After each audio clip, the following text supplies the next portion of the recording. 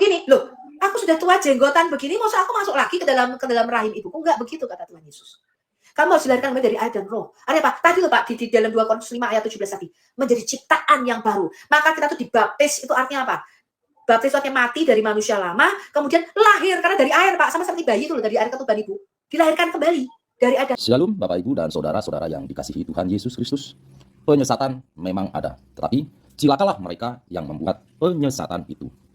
Iblis hadir menyerupai domba, tetapi oleh hikmat dan kasih karunia Roh Kudus yang menyertai kita, dari buahnya lah kita boleh mengerti dari pengajaran-pengajaran yang diberikan kepada setiap orang. Kita simak setiap video yang ada dengan membuka hati, membuka mata, dan membuka telinga, supaya kita beroleh pengajaran dan pembelajaran dari setiap apa yang boleh kita simak. Yang pertama, klik aja di situ. Dikatakan begini, pada mulanya dengan hikmatnya, ya, from the beginning with wisdom, the memra of the Lord. Memra ini maksudnya firman, Pak. Itu bahasa Aramaik. Bahasa Ibraninya Davar Elohim. Davar itu artinya perkataan. Pada mulanya perkataan Allah menciptakan secara sempurna langit dan bumi. Itu di dalam Targum. Jadi orang Yahudi mengatakan bahwa yang create everything itu adalah sang firman. Jadi ada tuduhan-tuduhan yang mengatakan bahwa Yohanes 1 ayat 1 pada mulanya adalah firman. Firman itu bersama-sama dengan Allah, dan firman itu adalah Allah. Itu adalah himne Plato lah, diambil dari pagan Yunani dan sebagainya. Itu tidak betul. Karena apa? Karena terbukti di dalam teologi ya orang Yahudi, dalam pandangan orang Yahudi tentang Alkitab Taurat kita, yang menciptakan alam semesta itu sang firman. Lalu Bapak baca tuh, and the member of the Lord, Kejadian 1 ayat 3-nya, the member of the Lord said, dan firman Allah itu berfirman. Ya, atau logos itu berfirman. Cuma bahasa Indonesia, kata logos, kata rema, ya, kata leksi, itu semua diterjemahkan menjadi firman. Sehingga kadang-kadang kalian tuh mesti bertanya, Yesus kalau firman Allah, kenapa dia menyampaikan firman gitu loh? Kok Yesus sebagai firman menerima firman? Ya karena dia logos yang menerima rema, ini berbeda. Nah, sang memra ini hidup, firmannya ini hidup. Ini di dalam Targum Neofiti. Dan sang firman ini berfirman, di dalam Kejadian 1 ayat 3, jadilah terang, dan terang itu jadi menurut keputusan dari memranya. His memra itu artinya menurut keputusan dari firmannya. And it was manifest before the Lord that the light was good, and the memra of the Lord separated the light from the darkness. Lalu dilihatlah Allah, dilihatlah Tuhan bahwa terang itu baik, dan the memra of the Lord, dan sang firman Allah itu memisahkan terang dari gelap. Lalu di Targum Neofiti, Kejadian 1 ayat 5 dikatakan begini, dan memra of the Lord, dan sang firman Allah menyebut terang itu sebagai yom atau hari, dan kegelapan itu sebagai laila atau malam. Itulah hari pertama. Dan ini salah satu contoh bahwa di dalam kalau Bapak lihat semua Targum itu terjemah, yang menciptakan itu semua adalah memra atau sang firman. Ya, makanya kalau kita baca kembali, kita baca misalnya Yohanes 1 ayat 3 nih, Pak. Pada mulanya adalah firman, ya, Yohanes 1 mulai ayat 1 sampai 3. Ini ada di dalam pandangan orang Yahudi, gitu, Pak. Coba kita lihat ya. Lalu firman itu bersama-sama dengan Allah, cuma di dalam pandangan orang Muslim firman itu hanya kata-kata, hembusan angin yang keluar dari mulut kita, bukan. Karena Allah itu hidup, maka firman-Nya itu mempunyai hidup di dalam dirinya sendiri. Firman itu bukan berupa kata-kata, Pak, tapi seorang pribadi. Nah, itu bedanya firman-Nya Allah dengan firman-Nya manusia. Kalau firman saya hanya sampai ke Anda dalam bentuk gelombang suara. Tidak bisa nusul sebagai pribadi sendiri. Nah, kalau Allah beda. Karena Allah itu maha hidup, maka firman-Nya itu juga maha. Nah, firman itu datang kepada para nabi. Nanti saya tunjukkan ayatnya. Itu bukan dalam bentuk kata-kata, Pak. Lalu dikatakan begini, pada mulanya firman itu bersama-sama dengan Allah, dan firman itu adalah Allah, Yohanes 1 ayat 1 ya, sampai 3 ya. Ia pada mulanya bersama-sama dengan Allah, ayat 3-nya nih Pak, segala sesuatu dijadikan oleh dia, dan tanpa sang firman, ya, tanpa dia, tidak ada satupun yang telah jadi dari segala yang telah dijadikan. Nah, ini contoh nih, ini pandangan pertama. Bapak mesti tahu di dalam pandangan orang Yahudi, bahwa yang berinteraksi dengan kita, makhluk ciptaannya itu sang firman. Bahkan yang dilihat malaikat duduk di atas tahta, itu sang firman. Bukan Bapak itu nggak bisa kelihatan. Ya, itu keilahian sang firman. Jadi sebagai Muslim, Anda mesti memahami iman Kristen bahwa kami itu percaya Yesus itu mempunyai dua natur, Gitu ya. Gitu ya. Jadi yang dimaksud dalam 1 Timotius 6:16 itu adalah Bapa yang di surga ya, Bu, ya, bukan Yesus ya, Bu. Kurang lebih begitu. Bapa dan Yesus satu di dalam keilahiannya. Dalam hakikatnya. Maksud saya yang dikatakan di dalam 1 Timotius 6:16 itu adalah merujuk kepada Bapa di surga. Ya, itu Pak Cito yang ngomong begitu.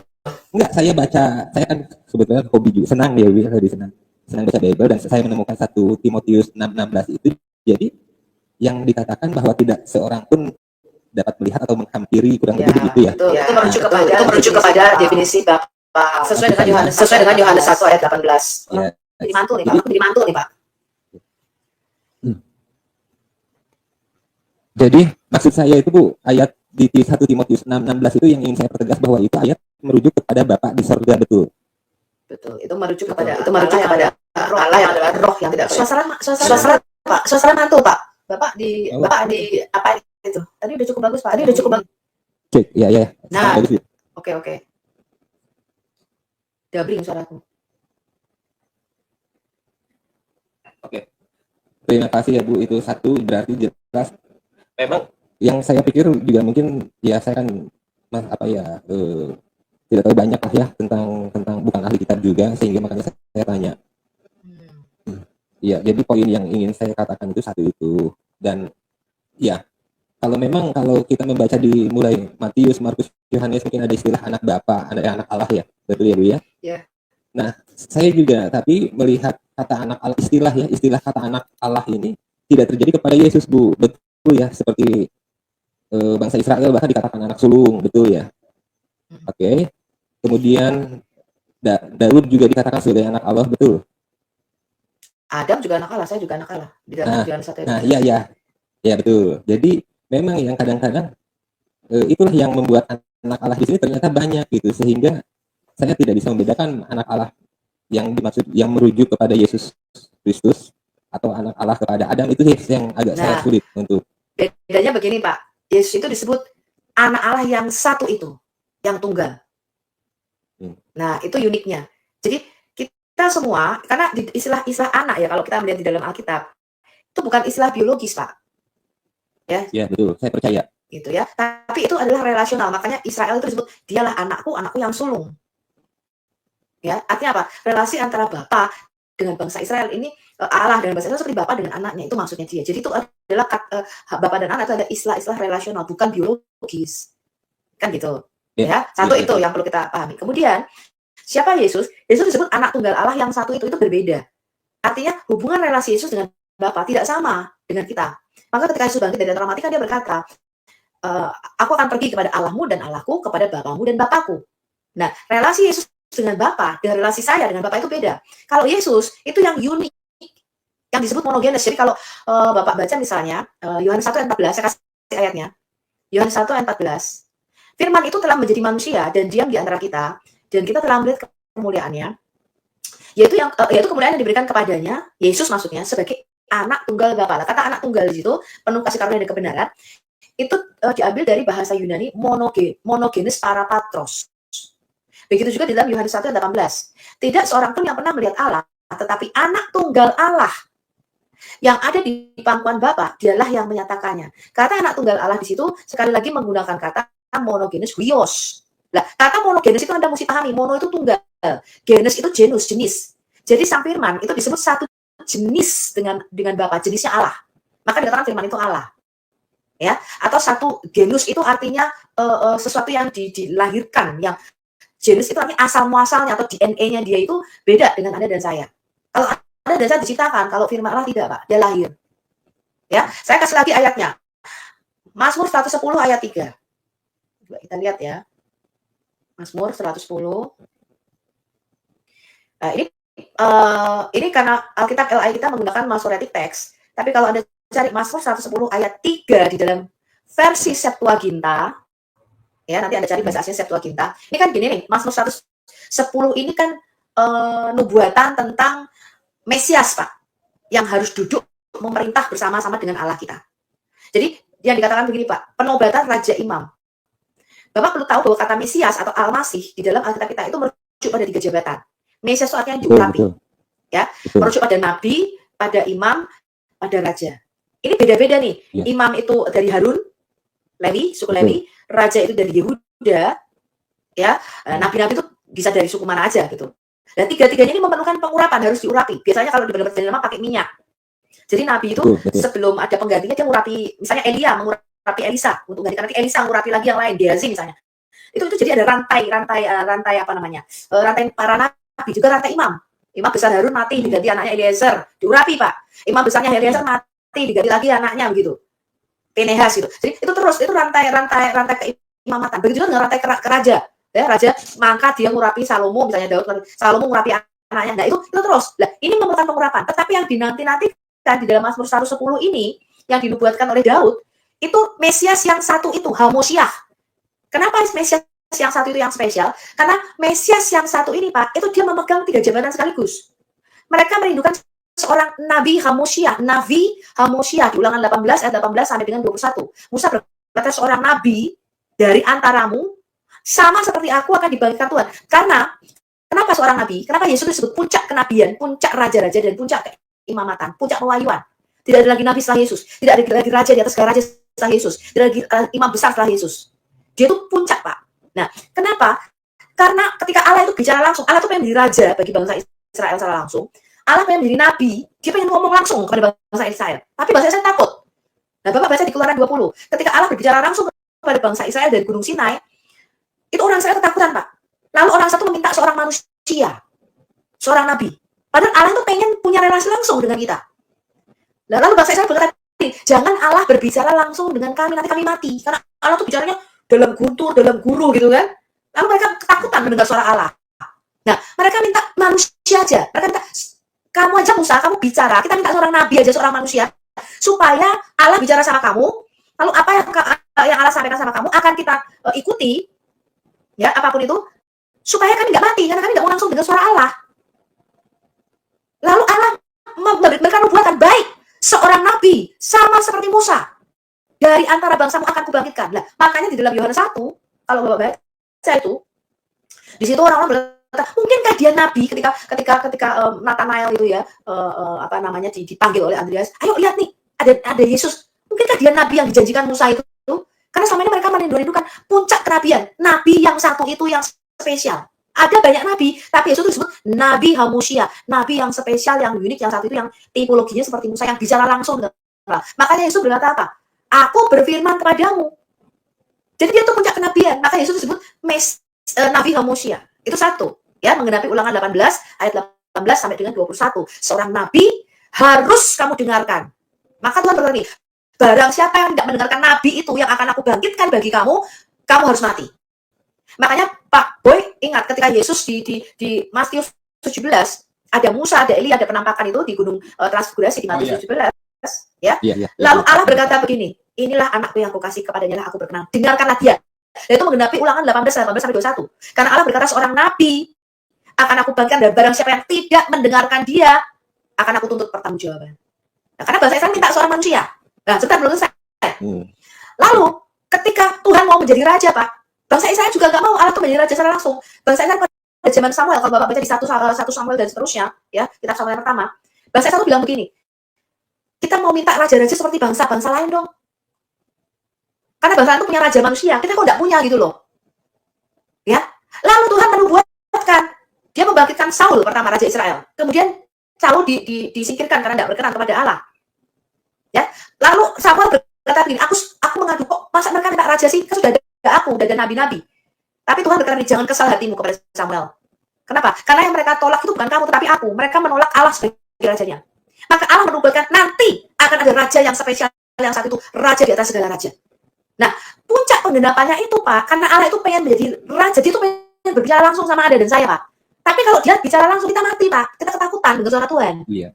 Tahu bagaimana caranya? Maka firman Allah itu menjadi manusia, supaya dia itulah puncak kenabian.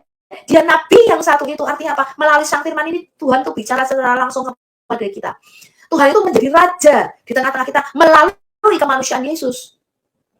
Gitu loh. Karena bangsa Israel minta raja semanusia, masa raja kok Allah nggak kelihatan?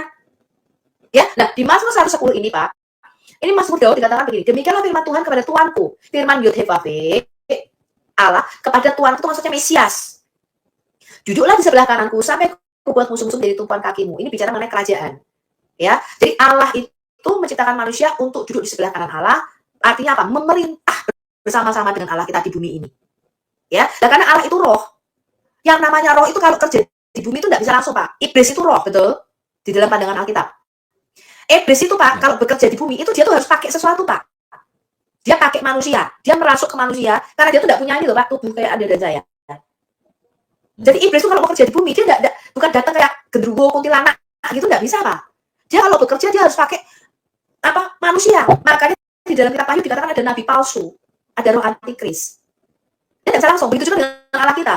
Karena Allah itu kita roh Pak, dia bekerja di dunia itu nggak bisa langsung Pak. Dia pakai manusia, dia pakai kita, gerejanya, sebagai tubuh Kristus, sebagai wadahnya untuk bekerja. Karena Allah itu roh. Dan di dalam perjanjian lama, ketika Allah mau bekerja di bumi, dia pakai para nabi. Nggak bisa langsung, karena Allah itu roh, Pak. Dia nggak punya tubuh seperti Anda dan saya, dia perlu wadah. Oke. Gitu ya? Iya. Nah, itu contohnya. Ya, saya memahami Bu. Tapi izin sebelumnya, karena Bu Sofi tadi berbicara tentang ayat Yohanes 1 itu, yang mana firman itu telah menjadi manusia. Nah, bukankah ketika Tuhan berfirman kepada Musa, sama halnya firman itu telah menjadi manusia, atau bagaimana Bu? Nah, beda. Kalau Tuhan berfirman itu adalah remanya, ya, bukan logosnya. Nah, saya kasih Anda contoh, kita harus bedakan. Ada Yesus itu disebut hologos, diterjemahkan Alkitab sebagai firman, betul? Benar Anda kan firman itu perkataan, a i u e o gitu loh, ngerti nggak? Nah itu beda Pak. Logos itu akar dasar kata logika, ya. Logos itu bukan perkataan.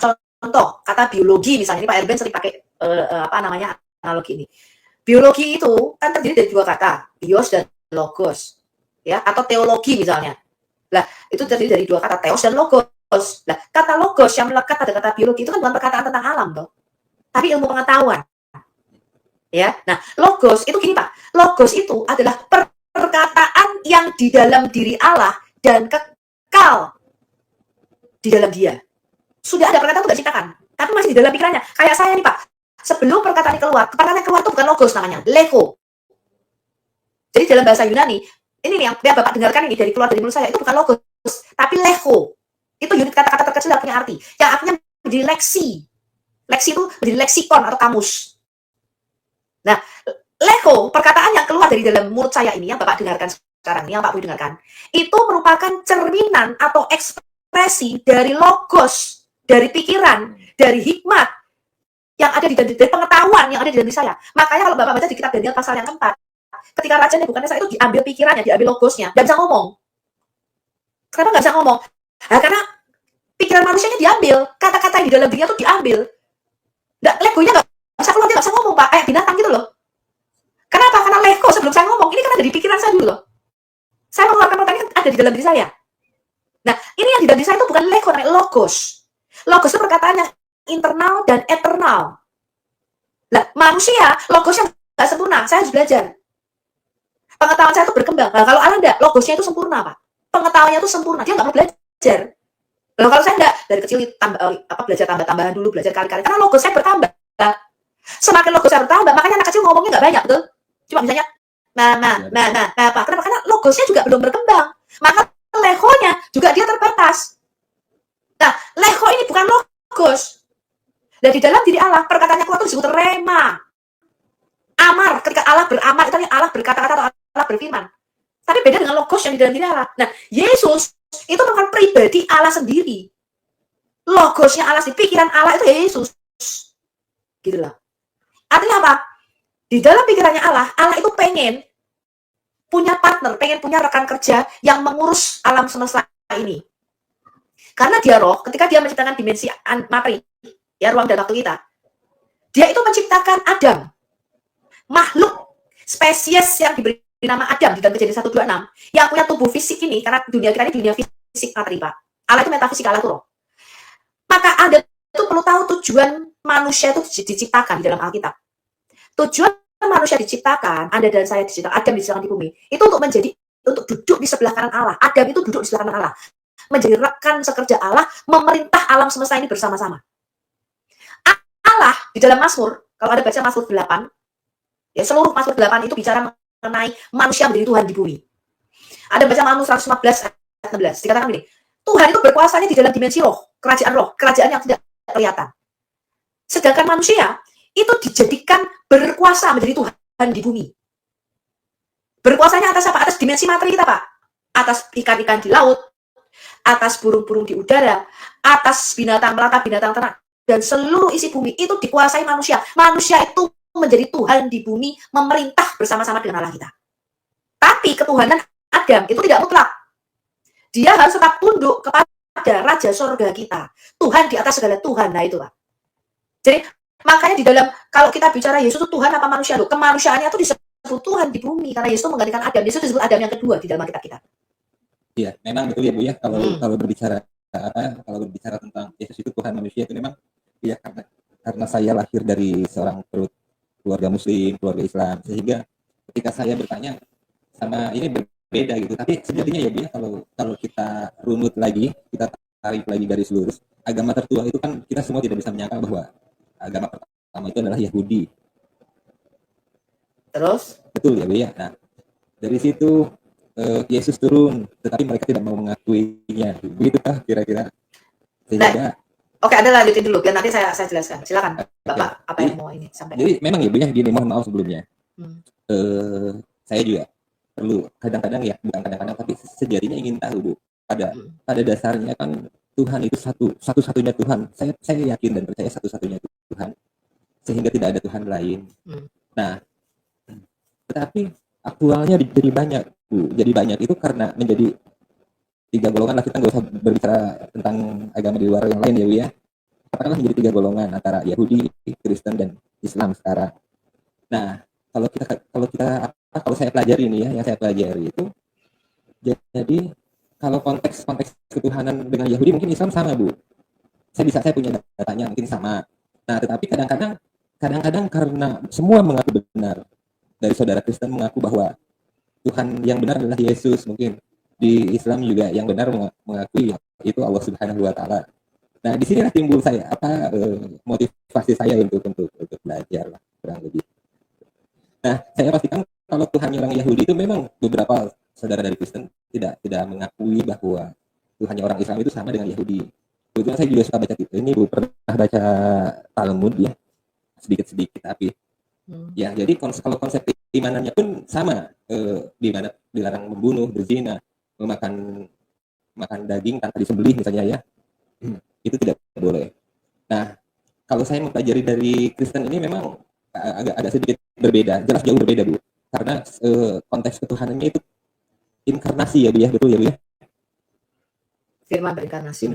Iya betul, inkarnasi, sehingga terjadilah muncul Trinitas begitu loh Bu. Jadi saya sih percaya bahwa Alkitab itu, Injil itu ya, kita memang sebagai orang Islam juga wajib mempercayainya sih. Cuman hanya saja kadang saya mungkin karena kekurangan ilmu saya untuk memahaminya, sehingga saya pun ingin bertanya ya mungkin sama ahlinya tentu, sama begitu kira-kira. Ya, oke. Nah, yang saya katakan tadi Bu, bahwa kalau di antara ketiga ini Tuhannya berbeda itu Kristen sendiri, Ibu setuju nggak dengan apa yang pendapat saya? Tidak setuju. Oh iya, ya mungkin kalau Ibu tidak sepemahaman atau seperti pandangan saya, bisa dijelaskan Bu, tolong, supaya saya bisa lebih belajar. Ya, nah ini sebenarnya kesalahpahaman ya. Jadi ada banyak orang Yahudi itu tidak memahami apa itu konsep Trinitas yang dipercaya orang Kristen. Ya, sama seperti di dalam Quran Anda, konsep Trinitas ini dipahami sebagai sesuatu 3 Tuhan atau 3 Allah. Itu keliru. Ya, tidak pernah di dalam Alkitab Perjanjian Baru, ya, satu rasul pun mengajarkan kita punya 3 Tuhan, apalagi 3 Allah. Coba kita buka yang sering di framing ya, ini keliru Pak, konsep Trinitas itu bukan 3 Tuhan atau 3 Allah. Ya, 1 Korintus 8 ayat 6. Oh, kalau yang maksud saya di dalam Al-Quran, apakah ada yang menyatakan bahwa Tuhan itu menjadi 3 atau seperti Trinitas yang ada? Yang disebut Allah, Isa, dan Maryam. Nah, itu nggak benar lagi, itu malah itu konsep, jangan katakan Allah ketiga dari yang 3, itu lebih parah lagi tuh, karena kami tidak pernah menyatakan Maryam sebagai Tuhan. Ya, coba kita buka 1 Korintus 8 ayat 6. Ini kesalahpahaman ini karena konteks ketuhanan yang kita terapkan pada Yesus itu banyak orang tidak memahami Pak. Yesus itu bukan cuma Tuhan, dia itu Allah. Maaf Bu, diulangi 1 Korintus 8 ayat 6.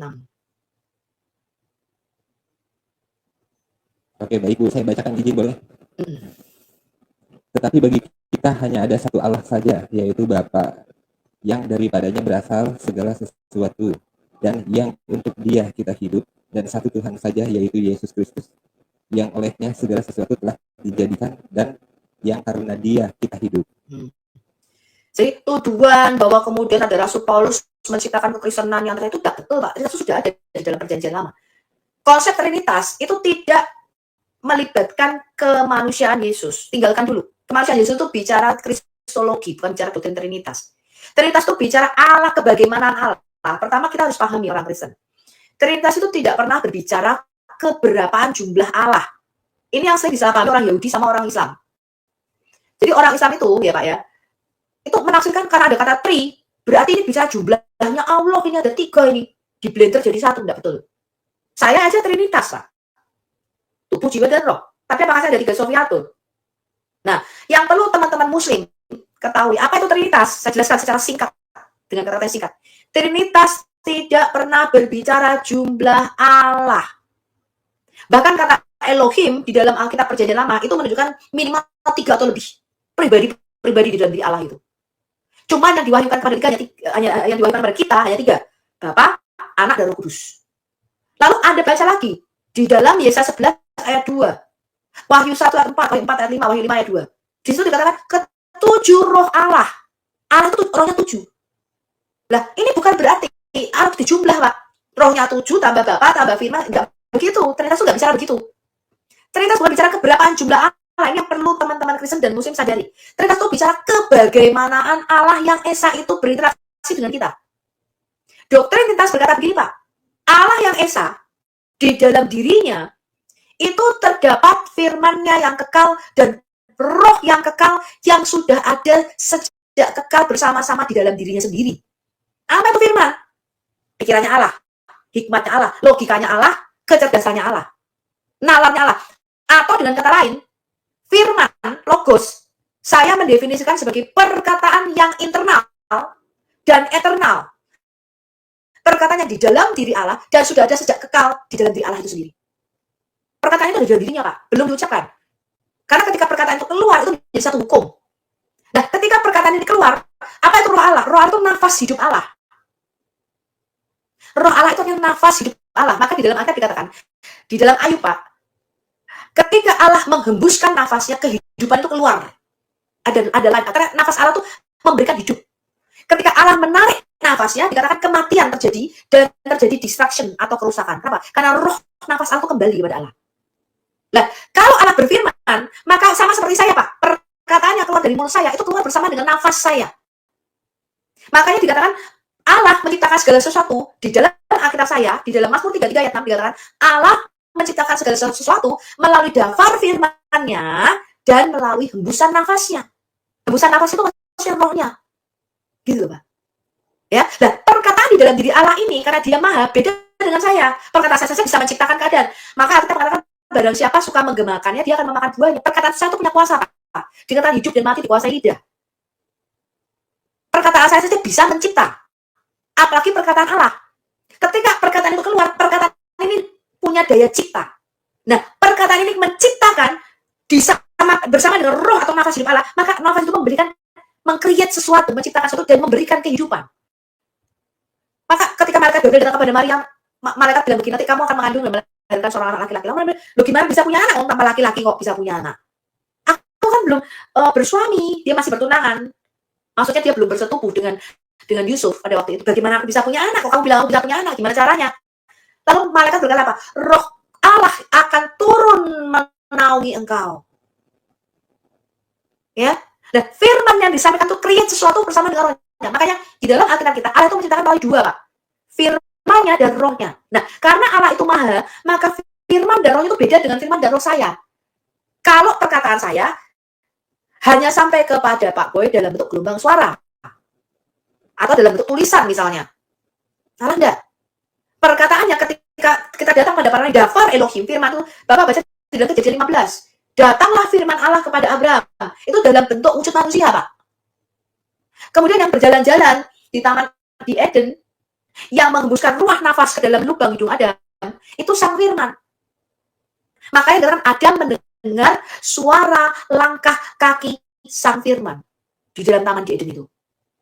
Nah, kalau Bapak memang nggak bisa terlihat. Kejadian 15 nomor ayat berapa, Bu? Ayat 1. Yeah. Datanglah firman Tuhan kepada Abraham dalam bentuk penglihatan, betul? Betul. Lalu Bapak baca ayat selanjutnya. Lalu Tuhan, Abraham. ya oke. Okay. Datanglah firman Tuhan. Firman itu daftar, Pak. Itu bukan perkataan. Firman Tuhan datang dalam bentuk penglihatan, bentuknya wujudnya manusia. Di mana saya bisa tahu? Dikatakan nih, janganlah takut Abram, akulah perisaimu, magenmu, upamu akan sangat besar. Lalu Bapak baca seterusnya nih, karena aku gak punya anak sebenarnya. Bapak baca ayat 5-nya tuh. Lalu Tuhan membawa Abram keluar serta berfirman. Jadi firman Tuhan ini identik dengan Yod-Heh-Vah-Veh, dengan Tuhan itu sendiri. Membawa itu menggandeng tangan Abraham keluar, Pak. Nah, kalau dengan hanya perkataan dan dengan suara, bagaimana mungkin firman itu bisa menggandeng tangan Abraham keluar? Saya tunjukkan ayat lagi, Pak. 1 Samuel 3. 1 Samuel 3. Bapak baca ayat 1 sampai dengan ayat 21. Ini adalah ketika Samuel masih kecil dipanggil menjadi nabi di bawah pengawasan Imam Eli. Di situ dikatakan nih, lalu Tuhan, ini Samuel tidur nih di rumah Allah nih, kalau Bapak belum pernah baca ya 1 Samuel 3. Samuel itu nabi Samuel yang mengurapi Daud menjadi raja. Samuel tidur nih di bait suci Allah di tempat tabut perjanjian. Lalu Tuhan memanggil, Samuel, Samuel. Samuel menjawab, ya Bapak, ayat 4-nya tuh, 1 Samuel 3 ayat 4. Dipikir Tuhan manggil imam besar Eli, dia lari. Karena belum pada waktu itu penglihatan jarang. Firman Tuhan itu jarang. Makanya Samuel nggak tahu kalau itu suara Tuhan. Sampai 3 kali. Terus Eli bilang ini, enggak, aku nggak panggil kamu kok, tidur lagi. Terus Bapak baca, dia tidur lagi, dipanggil lagi sama Tuhan. Samuel, Samuel. Dia lari lagi, ya Bapak, dia lari. Bapak memanggil aku, maksudnya kepada imam besar Eli bilang, enggak, aku nggak manggil, kamu tidur aja lagi. Sampai 3 kali, Pak. Lalu taulah imam besar Eli bahwa yang memanggil itu pasti Tuhan. Nah, lalu Bapak baca ini.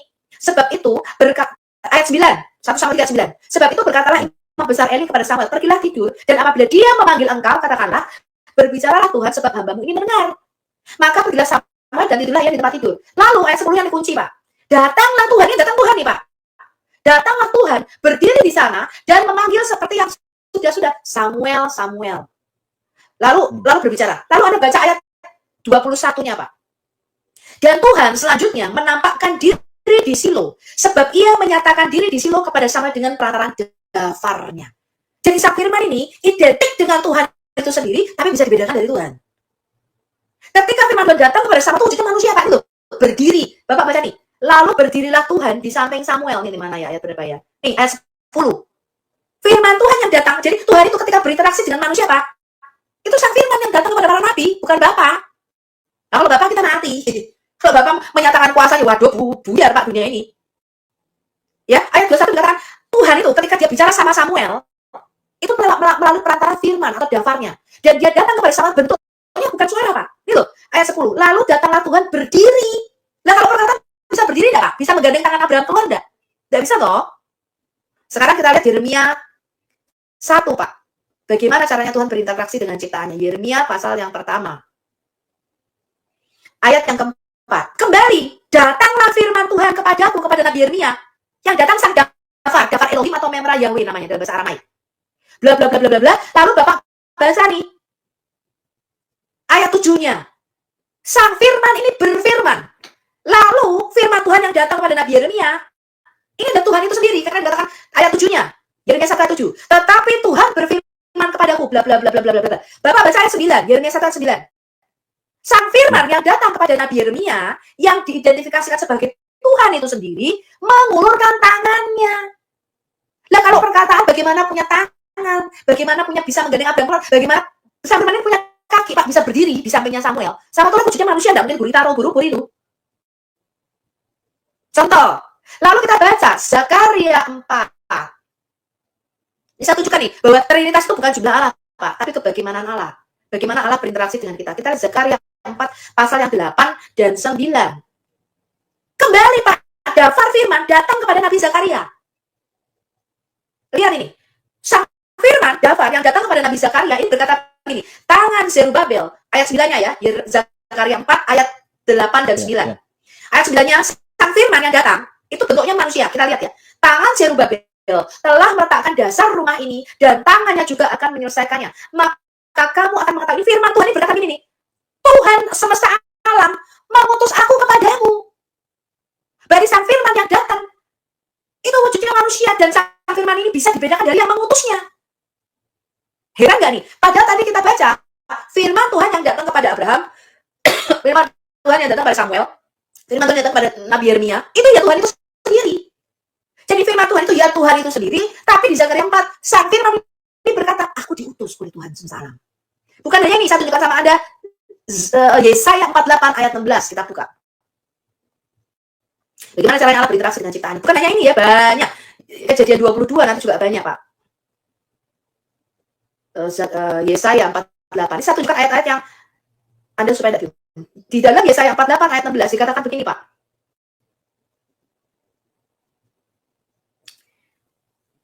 Ini Tuhan yang ngomong ini. Mendekatlah kepadaku, dengarlah ini. Dari dahulu tidak pernah aku berkata dengan sembunyi, dan pada waktu hari itu terjadi aku ada di situ. Ini Tuhan yang ngomong. Dan sekarang ini masih perkataan Tuhan, Pak. Tuhan berkata, dan sekarang Adonai Yahweh Tuhan Allah mengutus aku dengan rohnya. Jadi Tuhan diutus oleh Tuhan. Bapak tidak percaya, kita buka Kejadian 18. Ya? Jadi di dalam perjanjian lama, sang firman ini disebut Yotevave itu sendiri. Kadang-kadang disebut juga malak Yotevave atau utusan daripada Tuhan. Kan disebut juga dafar atau firman Tuhan. Nah, Kejadian 18 ayat 1 kita buka. Ketika Tuhan datang dalam wujud manusia. Jadi ketika firman itu datang, Pak, di dalam perjanjian lama itu kadang-kadang wujudnya malaikat, wujudnya roh.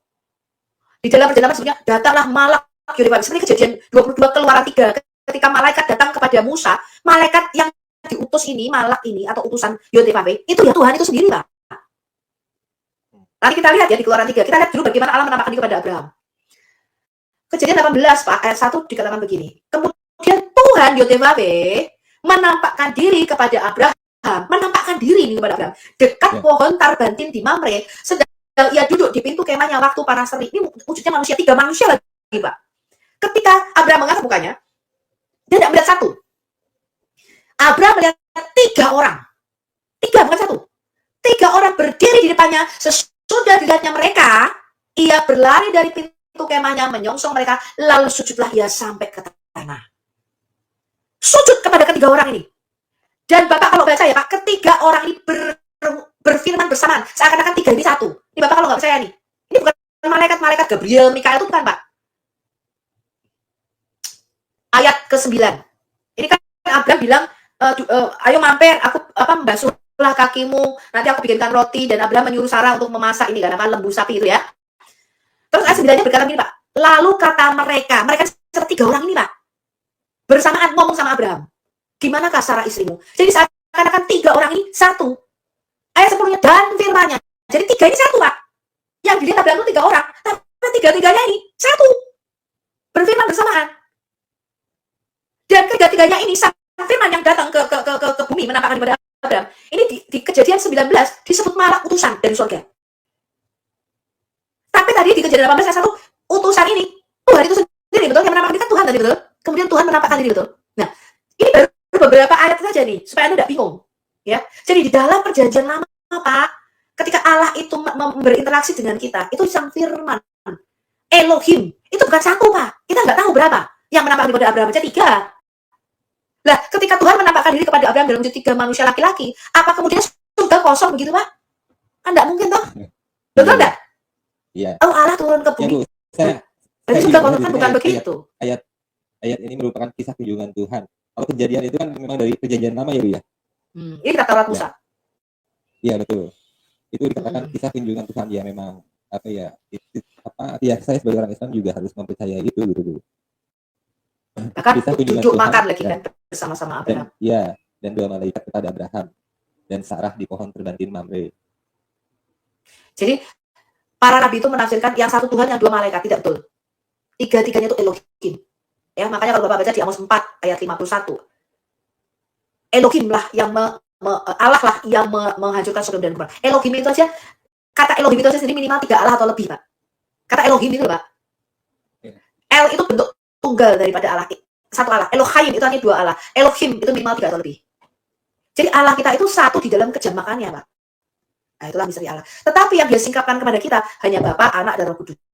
Bapa di dalam perjanjian lama Yotevave, Tuhan, Adonai Yotevave, kemudian firman Yotevave dan Roh Yotevave. Itu yang dia singkapkan pada kita. Tapi kenyataannya Allah itu maha kuasa karena dia bisa menjadi berapapun yang dia mau, dan dia bisa menjadi apapun yang dia mau, Pak. Di dalam perjanjian lama kadang Allah menampakkan diri dalam wujud manusia, tadi saya sudah tunjukkan ayat-ayatnya. Kadang dalam wujud roh, malaikat, disebut malak Yotevave. Kadang dalam wujud ini Pak, apa namanya? Kalau Bapak baca di Keluaran 3 nih misalnya. Coba Bapak buka Keluaran 3 ketika Tuhan menampakkan diri kepada Musa, ini paling jelas juga ayatnya. Ada dalam rupa 2 ayat elemen. berapa? Ayat 2.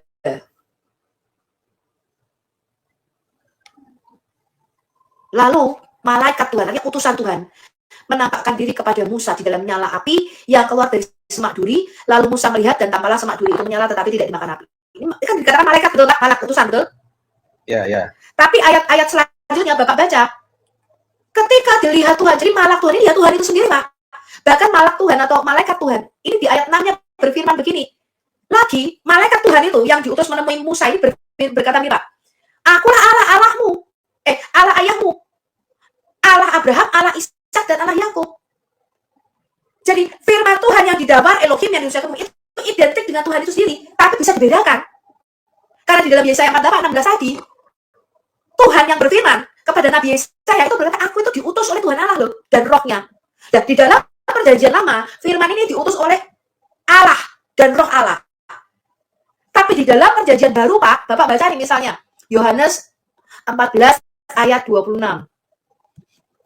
Bapa itu mengutus Roh Kudus dan firman-Nya, Yesus itu diutus ke bumi. Nah, di dalam perjanjian lama, firman ini diutus itu kadang-kadang menampakkan sebagai malaikat, bentuknya roh. Orang lain tidak bisa lihat tuh. Tapi kadang-kadang dari wujud manusia, sehingga Sarah, pegawai-pegawainya tuh bisa lihat, yang datang itu ya manusia gitu loh, laki-laki. Kadang menampakkan diri dalam rupa elemen, nyala api di dalam Kejadian 15. Kadang menampakkan diri dalam rupa semak yang menyala, yang tidak terbakar, tumbuhan. Kadang menyatakan diri sebagai binatang, Pak, sebagai, kalau Bapak baca di dalam perjanjian baru, roh Allah, Roh Kudus turun dalam rupa burung merpati. Di dalam Kisah Rasul 2, Roh Kudus turun, Allah itu turun, Pak, dalam rupa nyala api. Nah, karena itu Maha Kuasa di dalam definisi Alkitab, itu artinya Allah bisa menjadi berapapun yang Dia mau, Allah bisa menjadi apapun yang Dia mau, tapi Dia tetap Allah yang satu.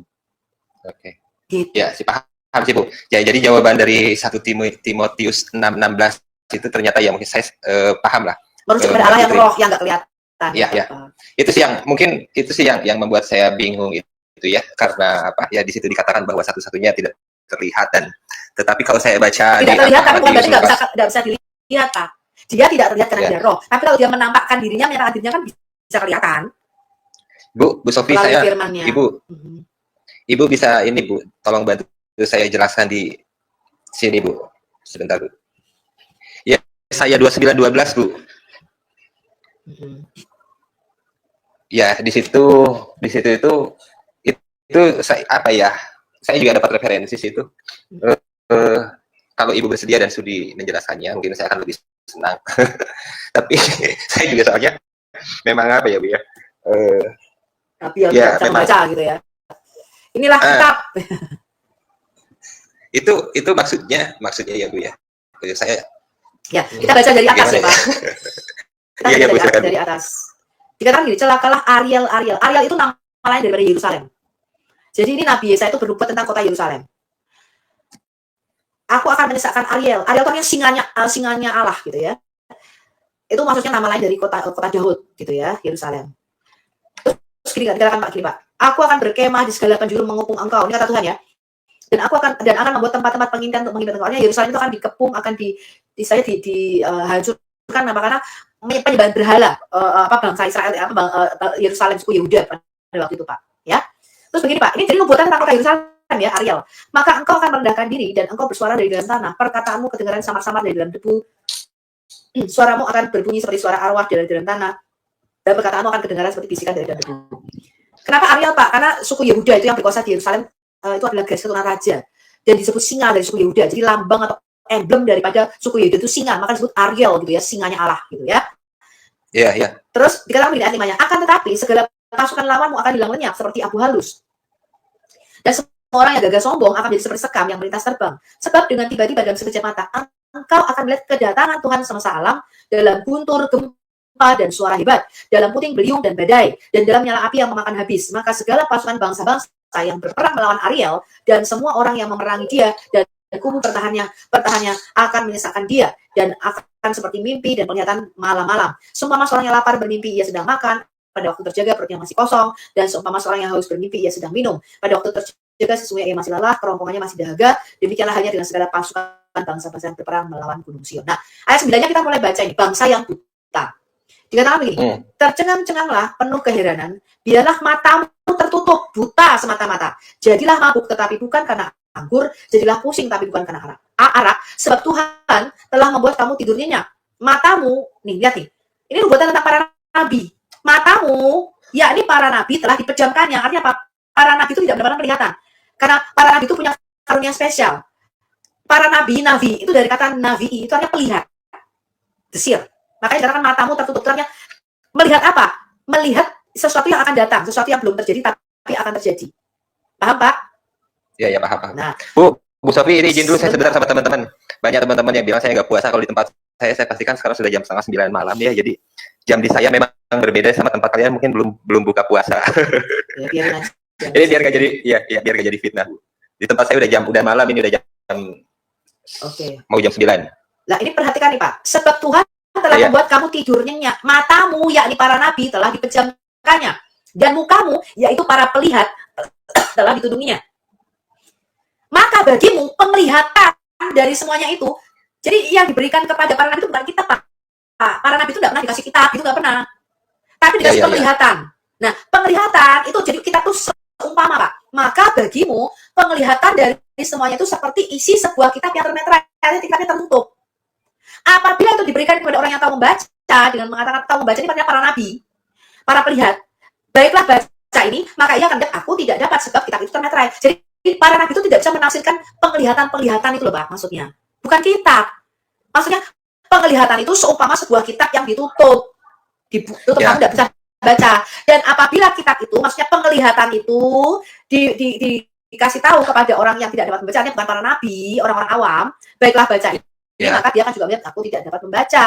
Dan Tuhan telah berfirman, oleh karena bangsa ini datang mendekat dengan mulutnya dan memperlihatkan aku dengan bibirnya, padahal hatinya menjauh daripadaku, dan ibadahnya kepadaku hanyalah perintah manusia dihafalkan, maka sebab itu sesungguhnya aku akan melakukan pula hal ajaib kepada bangsa ini, keajaiban dan juga menakjubkan hikmat orang-orang yang beriman akan hilang, dan kearifan orang-orang yang arif akan bersembunyi. Gitu maksudnya. Jadi penglihat, walaupun diperlihatkan, dikasih tahu sama nabi nanti kamu akan dibuang ke Babel gitu, mereka itu nggak ngerti. Nggak menangkap gitu maksudnya. Jadi bukan kitab.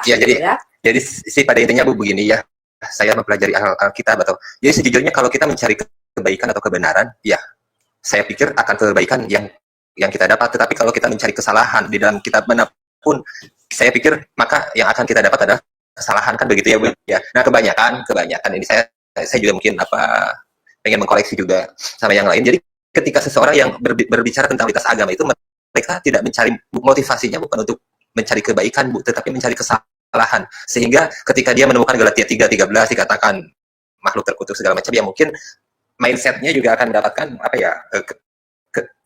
kesalahan gitu, karena motivasinya memang mencari kesalahan ya. Semoga saya bisa dapat apa yang saya inginkan gitu ya Bu Sofia. Mudah-mudahan. Ya, jadi tadi ya saya belum menjawab masalah-masalah tiga agama ini, Pak. Sebenarnya kesalahpahaman lagi, karena Alkitab itu ketika saya membaca Alkitab, Tuhan tidak menciptakan agama di dalam Alkitab saya. Ya, saya tahu itu. Ya. Itu, ya. Nah, itu satu. Ya, Tapi Allah itu menciptakan kerajaan. Nah, ini makanya pengajaran Allah itu selalu menafsirkan kerajaan. Ini yang terus-menerus saya dengungkan. Terus-menerus ini pastor-pastor pesan sama saya, Bu Sofi, tolong ini diajarkan terus-menerus karena jemaat ini nggak ngerti dipikir itu ke agama. Ya, padahal Tuhan itu selalu bicara Injil kerajaan. Yesus datang itu sebagai raja, Pak, bukan sebagai penginjil yang membawa orang masuk Kristen. Ya, makanya Bapak baca di Matius 2, di manakah raja orang Yahudi yang baru dilahirkan? Yesus itu raja, Pak. Yesus itu datang sebagai penginjil. Yesus itu datang sebagai raja. Jadi Yesus itu bukan untuk mengkonvert orang Yahudi dimasukkan dari agama Kristen, bukan, itu pikirannya keliru. Makanya ada orang Muslim bilang, di mana Yesus mengenal orang Kristen? Nah, dipikir Yesus itu datang sebagai penginjil kayak Billy Graham gitu loh. Nah, bukan. Ya. Yesus datang sebagai raja. Yang dia beritakan itu kerajaan. Dia datang membawa otoritas kerajaan surga. Yesus berkata gini, datanglah kerajaanmu dan jadilah kehendakmu di bumi. Bukan jadikanlah mereka orang Kristen, tidak begitu cara mikirnya. Nah, itu satu kesalahpahaman yang harus saya luruskan. Yang kedua, pengertian Trinitas tadi itu harus dibedakan dengan pengertian Yesus sebagai Mesias. Nah, kami orang Kristen, kami ini adalah orang yang sudah percaya bahwa nubuatan kedatangan Mesias oleh para nabi di dalam Perjanjian Lama itu sudah digenapi oleh Yesus Kristus. Saksinya adalah para rasul. Jadi para rasul di dalam Perjanjian Baru itu merupakan saksi mata bahwa nubuatan para nabi di dalam Perjanjian Lama itu sudah digenapi. Maka para rasul mengatakan, ini loh yang dijanjikan para nabi, kami ini saksinya. Yesus ini loh Mesias yang dijanjikan itu. Dia tuh loh raja yang dijanjikan. Dia tuh nabi itu loh yang dijanjikan itu, seperti Musa yang kamu minta. nabi sendiri yang dari Tuhan, karena kamu nggak mau Tuhan bicara langsung sama kamu maunya minta seorang manusia gitu loh. Lah Allah sendiri turun jadi manusia. Maka dikatakan seluruh kepenuhan di dalam diri Yesus Kristus, di dalam tubuh jasmani Yesus Kristus, itu seluruh kepenuhan kealahan itu tinggal di dalam dia. Allah itu mau jadi raja kita, Allah itu mau jadi nabi, dia mau bicara sendiri sama kita. Allah itu mau menjadi imam bagi kita. Tapi karena kita manusia, kita tidak mau Allah yang adalah roh itu kenapa terlalu dahsyat dia. Maka kita minta, Tuhan kirim aja manusia lah, nanti kami mati. Lah maka Allah itu datang, Pak, dalam wujud manusia, supaya kita itu bisa melihat kemuliaannya, supaya nggak takut. Kalau di dalam perjanjian lama, barang siapa menjamah hadirat Tuhan, dia mati. Tapi barang di dalam perjanjian baru, kalau kita menjamah Yesus sebagai bait suci Allah, nggak mati kita, malah sembuh. Bedanya begitu. Di dalam perjanjian lama, Pak, barang siapa masuk ke bait suci, tidak kudus mati dia di sana. Tapi Yesus disebut bait kudus Allah dalam wujud manusia. Nah, di dalam perjanjian lama bentuknya bangunan. Dalam perjanjian baru tidak. Bait kudus Allah itu datang bukan wujudnya bangunan. Yesus disebut batu yang hidup. Kita ini disebut batu-batu hidup. Kita ini tubuh Kristus, bangunan Kristus. Dia datang dalam wujud manusia, Pak, dalam perjanjian baru. Maka kita pun orang Kristen itu disebut bait Allah. Wujudnya saya ini loh, saya ini bait suci, Pak. Makanya orang Kristen kalau doa enggak lagi kiblatnya kemana ya, bangunannya orang kita sendiri bangunannya kok. Kita disebut batu-batu yang hidup. Yesus disebut batu penjuru. Gitu loh, Pak. Oke, terima kasih Bu Sofi atas yang tadi 1 Timotius itu saya sudah jelas. Nah, kembali lagi Bu, saya kan memang tidak memahami apa Kristen ya. Sehingga saya ingin bertanya juga di dalam Lukas 4 ayat 8 ini, yang mana Yesus berkata, sembahlah Allah Tuhanmu, dan hanya kepadanya sajalah kamu harus beribadah. Nah, di sini pun jadi konteks apa ya, mindset saya jadi agak pudar lagi juga Bu. Maksudnya coba tolong Bu Sofi jelaskan di dalam Lukas 4 ayat 8 ini, di mana Yesus berkata, sembahlah Allah Tuhanmu, dan hanya kepada sajanya lah kamu harus beribadah. Bagaimana Bu? Di dalam Matius 4 dan Lukas 4, itu kan Allah yang memberi judul pencobaan Yesus oleh iblis gitu kan. Nah, karena di dalam mindset benak teman-teman Kristen dengan benak saudara-saudara kita Muslim, kata Tuhan yang dikenakan pada Yesus ketika kita menjadi Yesus Tuhan, itu pikiran kalian itu Yesus itu pencipta. Pikiran kalian itu Yesus itu Allah, dipikir itu Allah Bapa, bukan Pak. Yesus itu Allah tapi bukan Allah Bapa. Ya, maka dikatakan dia monogenes, dia satu jenis sama Bapa, jenisnya Allah. Karena kata Allah, kenapa? Ya, saya paham Bu. Maksud saya di sini bahwa Yesus itu mengatakan sembahlah Allah Tuhanmu, dan hanya kepada saya jelaskan, bentar. Yesus itu datang, Bapak itu mesti ngerti, dia datang itu sebagai Adam yang kedua, sebagai manusia prototipe manusia baru. Kenapa? Karena Adam yang pertama itu gagal, Pak, ketika dicobai. Bapak baca di Kejadian pasal 3. Di dalam Matius 4 dan Lukas 4 ini, Yesus itu menggantikan kedudukan Adam. Adam itu disebut anak Allah. Di dalam Lukas pasal yang ketiga. Adam yang pertama itu gagal, Pak. Untuk menjadi apa? Menggenapi rencana Allah sebagai raja, sebagai imam, dan sebagai penguasa di bumi. Adam yang pertama itu menyerahkan kerajaan manusia di bumi ini ke dalam tangan iblis. Maka kalau Bapak baca tuh di ayat 5 dan ayat 6-nya. Kemudian iblis ini membawa Yesus ke suatu tempat yang tinggi. Dan dalam sekejap mata ia memberikan kepadanya semua kerajaan dunia, ini kerajaan manusia. Kerajaan dimensi kita nih, dimensi materi. Lalu kata iblis kepada Yesus, kepada Adam yang kedua ini, berkata begini, segala kuasa itu, kuasa di bumi ini, serta kemuliaannya akan diberikan kepadamu. Sebab semuanya itu telah diserahkan kepadaku. Siapa yang menyerahkan kerajaan manusia di bumi kepada iblis? Adam yang pertama, Pak. Kerajaan manusia, kerajaan Adam di bumi ini jatuh ke tangan kerajaan kegelapan. Sehingga Anda dan saya itu harus mati. Kerajaan iblis ini, Pak, di dalam Alkitab itu disebut kerajaan kematian atau kerajaan kegelapan. Ya, sehingga sejak Adam di pasal ketiga jatuh dalam dosa, dia memberontak melawan kerajaan surga. Dia berontak nih, kerajaan manusia ini berontak melawan kerajaan surga. Maka kerajaan manusia diserahkan sama Tuhan ke dalam tangan iblis. Bapak baca itu, Kejadian pasal yang ketiga. Maka sejak saat itu ada dosa dan kematian, kutuk itu berada di bumi ini. Karena kita ini berada di bawah kerajaan maut namanya. Yesus datang, Pak, sebagai Adam yang kedua, karena Adam memang gagal. Yesus datang itu untuk mengambil alih kedudukan Adam yang kedua, sebagai raja, sebagai imam, sebagai nabi. Nah, Yesus datang sebagai manusia ini sangat penting. Di dalam kemanusiaannya ini, dia dicobai sama seperti Adam yang pertama. Makanya pencobaannya persis itu sama. Makanan, sama seperti Adam yang pertama. Dicobai untuk menjadi sama seperti Allah. Dan dicobai untuk apa? Makanan, kemudian apa?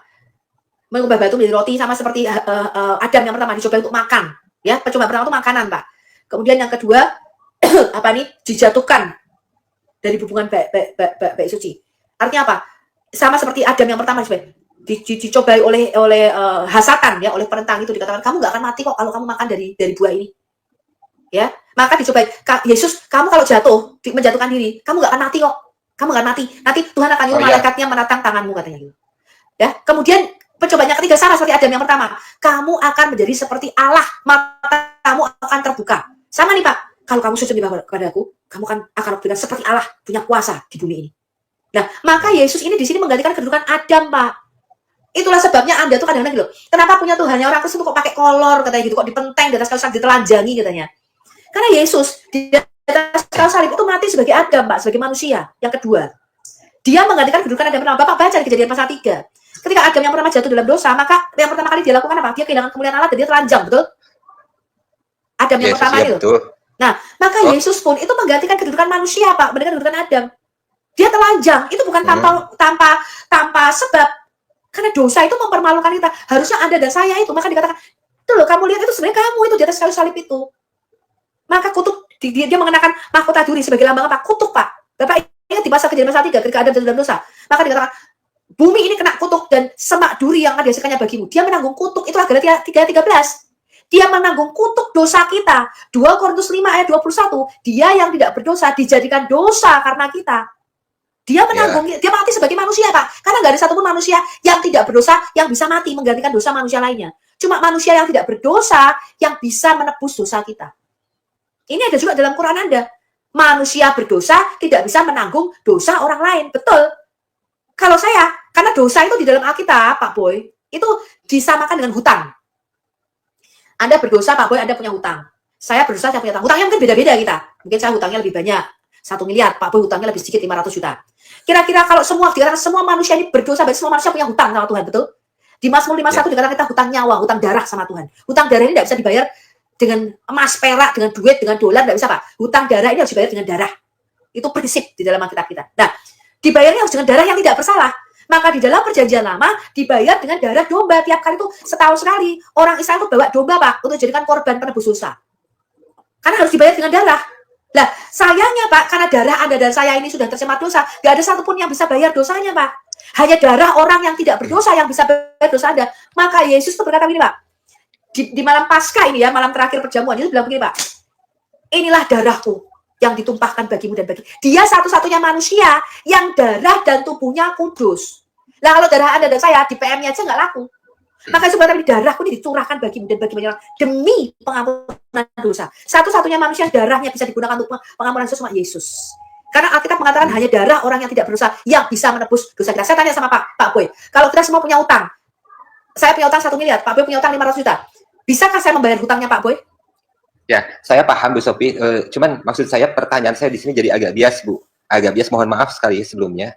Ini kan yang saya temuin itu ada dalam Lukas 4 ayat 8, kemudian kemudian saya itu terangkan Yesus juga yang mengutip, lainnya. Pak. Yesus mengutip ayat Alkitab di dalam perjanjian lama, jangan engkau mencobai Tuhan Allahmu di dalam Mazmur.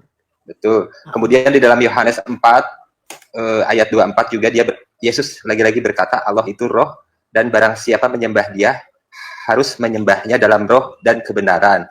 Kemudian dalam Yohanes 4 21 sampai 23 dikatakan Yesus berkata saatnya akan tiba bahwa kamu akan menyembah Bapa bukan di gunung ini dan bukan juga di Yerusalem. Nah, maksud saya itu begini, mohon maaf sekali ya sebelumnya kan lagi-lagi saya harus ini. Jadi kalau yang saya lihat di luar nih, kan saya juga tidak tahu ya Bu apa ya di dalam Kristen itu.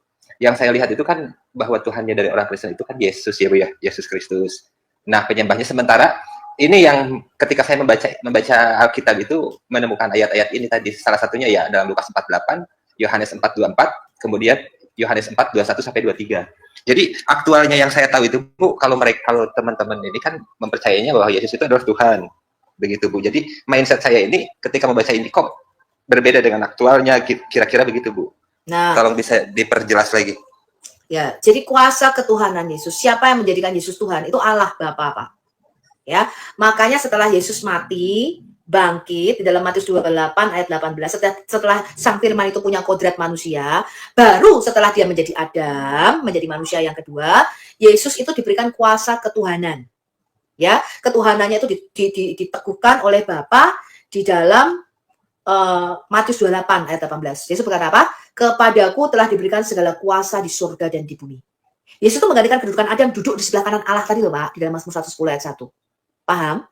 Kemanusiaannya itu menggantikan kemanusiaan Adam. Nah, sekarang Bu, siapa yang harus kita sembah? Kadang orang itu bingung-bingung.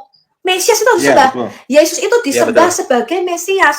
Coba kita baca Mazmur 2. Saya jelaskan satu-satu. Mazmur 2. Mesias itu disembah, Pak, bukan tidak disembah. Saya tunjukkan 3 ayat saja nih, Mazmur pasal yang kedua. Itu nubuatan mengenai Raja Homosyah, nubuatan mengenai Raja Mesias dengan tipologi Daud. Ini disebut juga nubuatan ganda, Pak, di dalam Alkitab kita, atau double prophecy. Mazmur 2 ini, Pak, itu nubuatan tentang Raja Daud. Ini disebut juga the coronation of King David, pemahkotaan Raja Daud atau pengangkatan Raja Daud sebagai seorang Raja Mesias, Raja yang diurapi. Sekaligus nubuatan tentang sang Mesias yang akan datang itu, yang dinubuatkan menjadi raja seperti Daud. Paham sampai sini, Pak? Ini nubuatan ganda. Sudah berlaku dan akan berlaku, gitu ya. Nah, Bapak baca di situ tuh. Saya bacakan nih. Mengapa rusuh bangsa-bangsa? Mengapa suku-suku bangsa mereka-reka perkara yang sia-sia? Nih, perhatikan ayat 2-nya nih. Raja-raja dunia bersiap-siap dan para pembesar bermufakat bersama-sama. Ini raja-raja dunia nih. Melawan Tuhan dan yang diurapinya. Betul? Di situ? Mazmur 2. Nah, melawan Tuhan itu Yodevave, Pak, di situ. Yang diurapinya tuh Mesiasnya. Jadi di situ tuh yang dilawan 2, Pak. Melawan Tuhan dan Mesiasnya. Kenapa yang dilawan 2? Memberontak terhadap sang Mesias, memberontak terhadap Tuhan. Kenapa? Karena Tuhan telah memberikan kuasa memerintah di bumi ini kepada manusia, Adam. Daud itu disebut tipologi gambaran daripada Yesus. Yang diberontak 2, bukan 1. Sekarang kita lihat ini. Dia, ayat 4-nya nih. Dia yang bersemam di surga tertawa, Tuhan mengolong-olong mereka. Maka berkatalah dia kepada mereka dalam murkanya dan mengejutkan mereka dalam kehangatan amarnya. Akulah yang melantik rajaku di Sion, gunungku yang kudus. Jadi Tuhan itu kerajaan surga, Pak. Dia tuh mau berekspansi ke bumi. Tapi karena Allah kita roh, dia tidak bisa, dia tidak punya tubuh fisik ini loh, bagaimana dia memerintah di bumi. Maka dia itu menciptakan makhluk jenis spesies baru namanya manusia. Yang diberikan kuasa sama seperti kerajaan surga. Untuk apa? Adam itu diciptakan. Manusia diciptakan itu untuk duduk di sebelah kanan tadi loh, Pak. Apa arti kata duduk di sebelah kanannya? Memerintah bersama dengan dia. Jadi Adam, manusia, itu diciptakan untuk memerintah bersama dengan Allah kita. Alkitab menyebutnya kita tuh sebagai rekan sekerja Allah, partner Allah. Di mana Allah kita itu memerintah dalam kerajaan roh. Dia disebut Raja Sorga. Tetapi Adam itu memerintah di bumi. Tuhan di bumi itu Adam, Pak. Adam itu disebut Raja di bumi. Dan kerajaan Adam di bumi itu harus tunduk pada kerajaan sorga. Tadinya berada di bawah kerajaan sorga. Bapak baca Daniel pasal yang keempat. Ya, ayat 1 sampai dengan 37. Kerajaan bumi itu harus tunduk pada kerajaan surga. Tetapi karena Adam yang pertama ini memberontak, jatuh. Tadi loh, Pak, dia melawan Raja Sorga. Di pasal 3 Kejadian. Maka Adam itu telah memindahkan kerajaan manusia di bumi. Itu di bawah kerajaan maut, Pak. Di bawah iblis tadi loh yang Bapak baca. Lukas 4 dan Matius 4. Maka Yesus itu, Pak, datang sebagai Adam yang kedua. Untuk apa, Pak? Mengambil alih kembali dominion, kekuasaan di bumi. Supaya Adam kembali berkuasa di bumi. Gitu loh, Pak. Diambil alih nih sama Allah kita. Aku akan jadi Adam. Aku akan mengambil alih kembali kerajaan manusia di bumi ini. Maka dikatakan di dalam Matius 28 ayat 18, segala kuasa di surga dan di bumi telah diberikan kepadaku. Lalu dikatakan apa? Lalu murid-muridnya melihat Yesus terangkat ke surga dan duduk di sebelah kanan Allah. Betul? Kata duduk itu bukan Allah Bapa, rambutnya putih, sebelah kiri, Yesus sebelah kanan, lalu tengahnya burung merpati, rambang Roh Kudus, bukan begitu, Pak. Duduk di sebelah kanan itu gambaran Yesus itu menggantikan posisi Adam. Gitu loh tadi loh, Pak, di dalam Mazmur 110 ayat 1. Duduk di sebelah kananku sampai aku buat musuh-musuh dari tumpuan kakimu. Itu berkaitan dengan 1 Korintus 15 ayat 24. Maka Yesus harus memegang pemerintahan segala sesuatu sampai segala sesuatunya takluk di bawah kaki Yesus, termasuk dosa dan maut. Jadi Yesus itu lahir sebagai raja, Pak, Raja Mesias. Bapak baca coba Lukas 1 ayat 30 sampai dengan 33. Sebelum saya ke Yeremia 30 ayat 9. Apakah Mesias harus disembah? Lukas 1 30 sampai 33. 30 sampai 33. Aduh, sebentar. Ya, oke. Sesungguhnya engkau akan mengandung dan Malaikat Gabriel datang sama Maria nih. Nah, ini apa Ya. nih tujuan Yesus datang? Ini ada banyak orang saya juga terprovokasi sama musim. Di mana Yesus berkata, akulah Allah, sembahlah aku. Enggak begitu. Yesus datang tuh bukan sebagai akulah Allah, pencipta sembahlah. Enggak gitu, Pak, cara mikirnya. Yesus datang itu sebagai Mesias, Al-Masih. Nah, coba kita baca Lukas 1 ayat 30 sampai 33. Apa kata malaikat Gabriel kepada Maria? Hai Maria, sebab engkau beroleh kasih karunia di hadapan Allah, sesungguhnya engkau akan mengandung dan akan melahirkan seorang anak laki-laki. Dikatakannya sih seorang anak di sini, Bu. Dan hendaklah engkau menamai dia Yesus. Allah akan mengaruniakan kepadanya tahta Daud, bapa leluhurnya, dan ia akan menjadi raja atas kaum keturunan Yakub selama-lamanya, dan kerajaannya tidak akan berkesudahan. Nah, ini pengajaran yang panjang yang saya jelaskan sama Pak Boy. Ini rangkuman kejadian sampai Wahyu, Pak. Jadi Yesus datang itu untuk menggenapi nubuatan di dalam perjanjian lama sebagai Mesias, Pak. Sebagai Raja. Maka dikatakan Tuhan Allah akan mengaruniakan kepada Yesus tahta Daud, betul? Ya, di sini dikatakan begitu. Bapak leluhurnya apa? Yesus sebagai Raja. Misalnya tadi Pak di Mazmur 2 yang barusan kita baca. Sebagai Raja di Sion. Ya, menggenapi nubuatan. Nanti akan datang seorang Raja, Mesias seperti Daud. Ya. Ya, maka dikatakan hari ini telah lahir bagimu Mesias, Almasih, Kristus, Tuhan di kota Daud. Masuk Tuhan di situ tuh maksudnya tuh menggantikan kedudukan Adam sebagai Tuhan di bumi. Ketuhanan itu berkaitan dengan manusianya. Makanya orang Kristen tidak pernah nyanyi Yesus Tuhan dan manusia. Enggak pernah begitu, karena kemanusiaannya itu ya Tuhan di bumi. Orang itu nyanyi Yesus Tuhan dan Allah kami. Ketuhanannya itu selalu berkaitan dengan gelar Yesus sebagai Mesias. Sampai sini paham? Selalu. Ya, kalau Mesias itu saya yakin, Bu. Ya. Oke, sebentar, tunggu. Pelan-pelan satu-satu saya bawa Bapak logikanya nih. Lalu malaikat Gabriel berkata begini, Tuhan Allah akan mengaruniakan kepada Yesus sebagai Mesias tahta Daud. Berarti menjadi raja, betul? Supaya dia apa? Memerintah atas bangsa pilihannya, Israel, Yakub, keturunan Yakub, dan kerajaan Mesias tidak akan punah, kekal, betul? Ya. Nah, makanya Yesus itu menggantikan kedudukan Adam yang pertama yang gagal loh, kerajaannya ini udah lepas dari kerajaan sorga. Nah, di dalam Mazmur 2, saya kembali ke Mazmur 2. Ayat yang ke-7, 6 ke-7. Akulah yang telah melantik rajaku di Sion, gunungku yang kudus. Jadi Tuhan itu mau bekerja sama dengan manusia. Di bumi ini selalu ada raja yang sulung, tipologi Raja Daud. Aku mau menceritakan tentang ketetapan Tuhan, ayat 7. Ia berkata kepadaku, anakku, engkau telah kuperanakan pada hari ini. Makanya kalau Bapak baca, ketika Yesus mau disalib, dihadapkan pada mahkamah agama, imam besar, Hanas dan Kayafas itu bertanya sama Yesus, apakah engkau Mesias?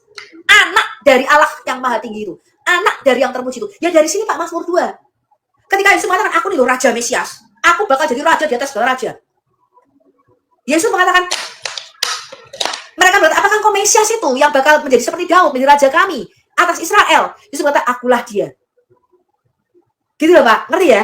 Ini loh nubuatan ini loh. Yeah. Mintalah kepadaku, maka bangsa-bangsa akan kuberikan kepadamu menjadi milik pusakamu, dan ujung bumi menjadi kepunyaanmu. Engkau akan meremukkan mereka dengan gada besi, memecahkan mereka seperti tembikar tukang peliu. Ini digenapi Yesus kalau Bapak baca dalam Wahyu 19 ayat 11 sampai 16. Dikatakan ketika dia datang, nanti kedua kali dia datang sebagai raja di atas segala puncak daripada segala raja dia. Karena dia Hamosiah. Tidak ada lagi raja yang lebih tinggi daripada Yesus. Tidak lagi ada imam besar seperti Yesus. Dan tidak ada lagi nabi selain Yesus. Karena dia adalah firman Allah itu sendiri. Maka kalau Bapak baca dalam Wahyu 19, ayat 11 sampai 16, dikatakan Yesus akan datang sebagai, di pahanya tertulis namanya, yaitu firman Tuhan. Raja di atas segala raja. Tuhan di atas segala Tuhan. Dan dia akan menggembalakan segala bangsa dengan gada besi dan memecahkan mereka seperti tembikar tukang periuk. Betul? Ini loh, ini nubuatan gada nih, berlaku untuk Daud dan untuk Mesias. Nah, Bapak baca ayat 11-nya, Mazmur 2 ayat 11. Beribadahlah kepada Tuhan, bukan cuma Tuhan nih. Beribadah kepada Tuhan dan ciumlah, ini sedikit keliru terjemahannya, bukan ciumlah kakinya. Nas gulbar di dalam bahasa Ibrani aslinya di dalam Mazmur 2 ayat 11 ini bukan ciumlah kaki, ciumlah anaknya. Maksudnya sang Mesias tadi. Jadi kita harus beribadah pada dua, Pak.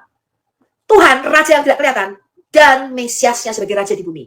Buka Yeremia 30 ayat 9. Yeremia 30 ayat 9.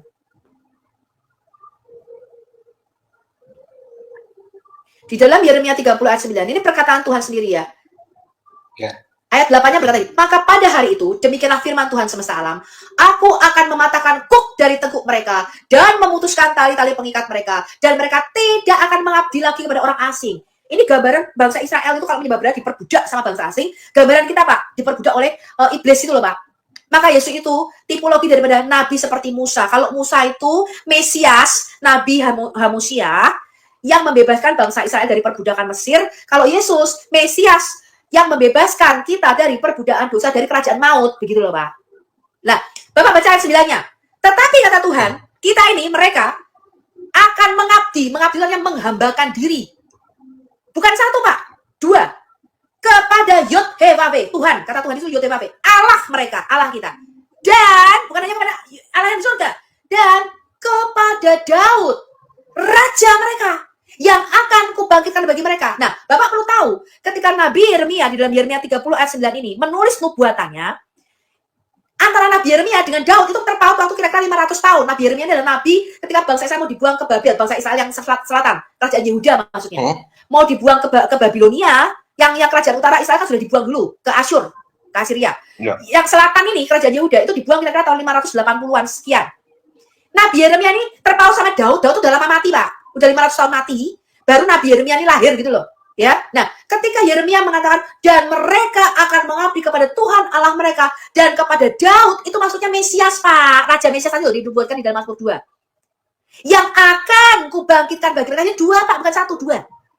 Kita lihat lagi Daniel pasal 7 ayat 9 sampai 14. Daniel pasal 7 ini terakhir. Bukan terakhir, nanti satu lagi saya kasih Anda kitab Wahyu. Siapa yang harus kita sembah? Daniel pasal 7. Ada banyak orang nggak ngerti, Pak. Dipikir disembah tuh sembah Allah. Nggak bisa. Menyembah Allah harus dengan bersama Mesiasnya, harus disembah dua-duanya. Daniel pasal 7 ayat 9 sampai 14. Kalau Bapak baca nih ya, Daniel pasal 7. Ini korelasinya sama dengan malaikat Gabriel bicara sama Maria tadi. Daniel tuh melihat 4 binatang keluar dari dalam laut.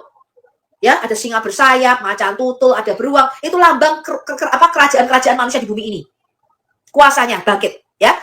Yang sulung. Lalu Bapak baca tuh ayat 7-nya nih. Kemudian aku melihat dalam penglihatan malam itu tampak seekor binatang yang keempat, ini bicara antikris, kuasa kerajaan manusia yang terakhir. Yang menakutkan dan mendasarkan, dia sangat kuat. Ia bergigi besar dari besi dan ia melahap dan meremukkan dan sisanya diinjak-injaknya dengan kakinya. Maaf Bu, izin dulu. Daniel 7:11 bunyinya beda kok Bu ya dengan yang ini tadi aku pasal 7. Ayat 7 yang aku baca. Dia berbeda dengan segala binatang yang terdahulu. Ayat 7-nya aku baca. Aku udah baca dari ayat 7 aja 9 sampai 11. Bentar ya. Lagi pula ya, supaya Bapak paham nih ya. Ini kuasa antikris. Bertanduk 10 ini. Jadi ini bicara kerajaan-kerajaan dari mulai zaman Babilonia sampai akhir zaman nanti, Pak. Ya. Sementara aku memperhatikan ayat 8-nya, memperhatikan tanduk-tanduk. Ini binatang ini adalah bangsa-bangsa ya, bukan binatang beneran. Tampak tumbuh di antaranya suatu tanduk lain yang kecil, sehingga 3 dari tanduk-tanduk yang dahulu itu tercabut. Dan pada tanduk itu tampak ada mata seperti mata manusia dan mulut yang menyombong. Dari ayat 9-nya perhatikan nih, Pak. Sementara aku terus melihat, tahta-tahta diletakkan. Lalu, duduklah yang lanjut usia. Sebenarnya bukannya lanjut usia. Ini, lanjut usia itu kayak bahasa anggota orang tua. Bukan. Bahasa aslinya itulah dia yang hari-harinya tidak bisa dihitung. Artinya apa? Dia yang hidup kekal. Artinya dia tuh yang tidak berada di dalam dimensi ruang dan waktu kita, begitu Pak. Ya, artinya bukan dia lanjut usia tuh lalu gambarannya seperti orang tua, tidak. Pakaiannya putih seperti salju dan rambutnya bersih seperti bulu domba.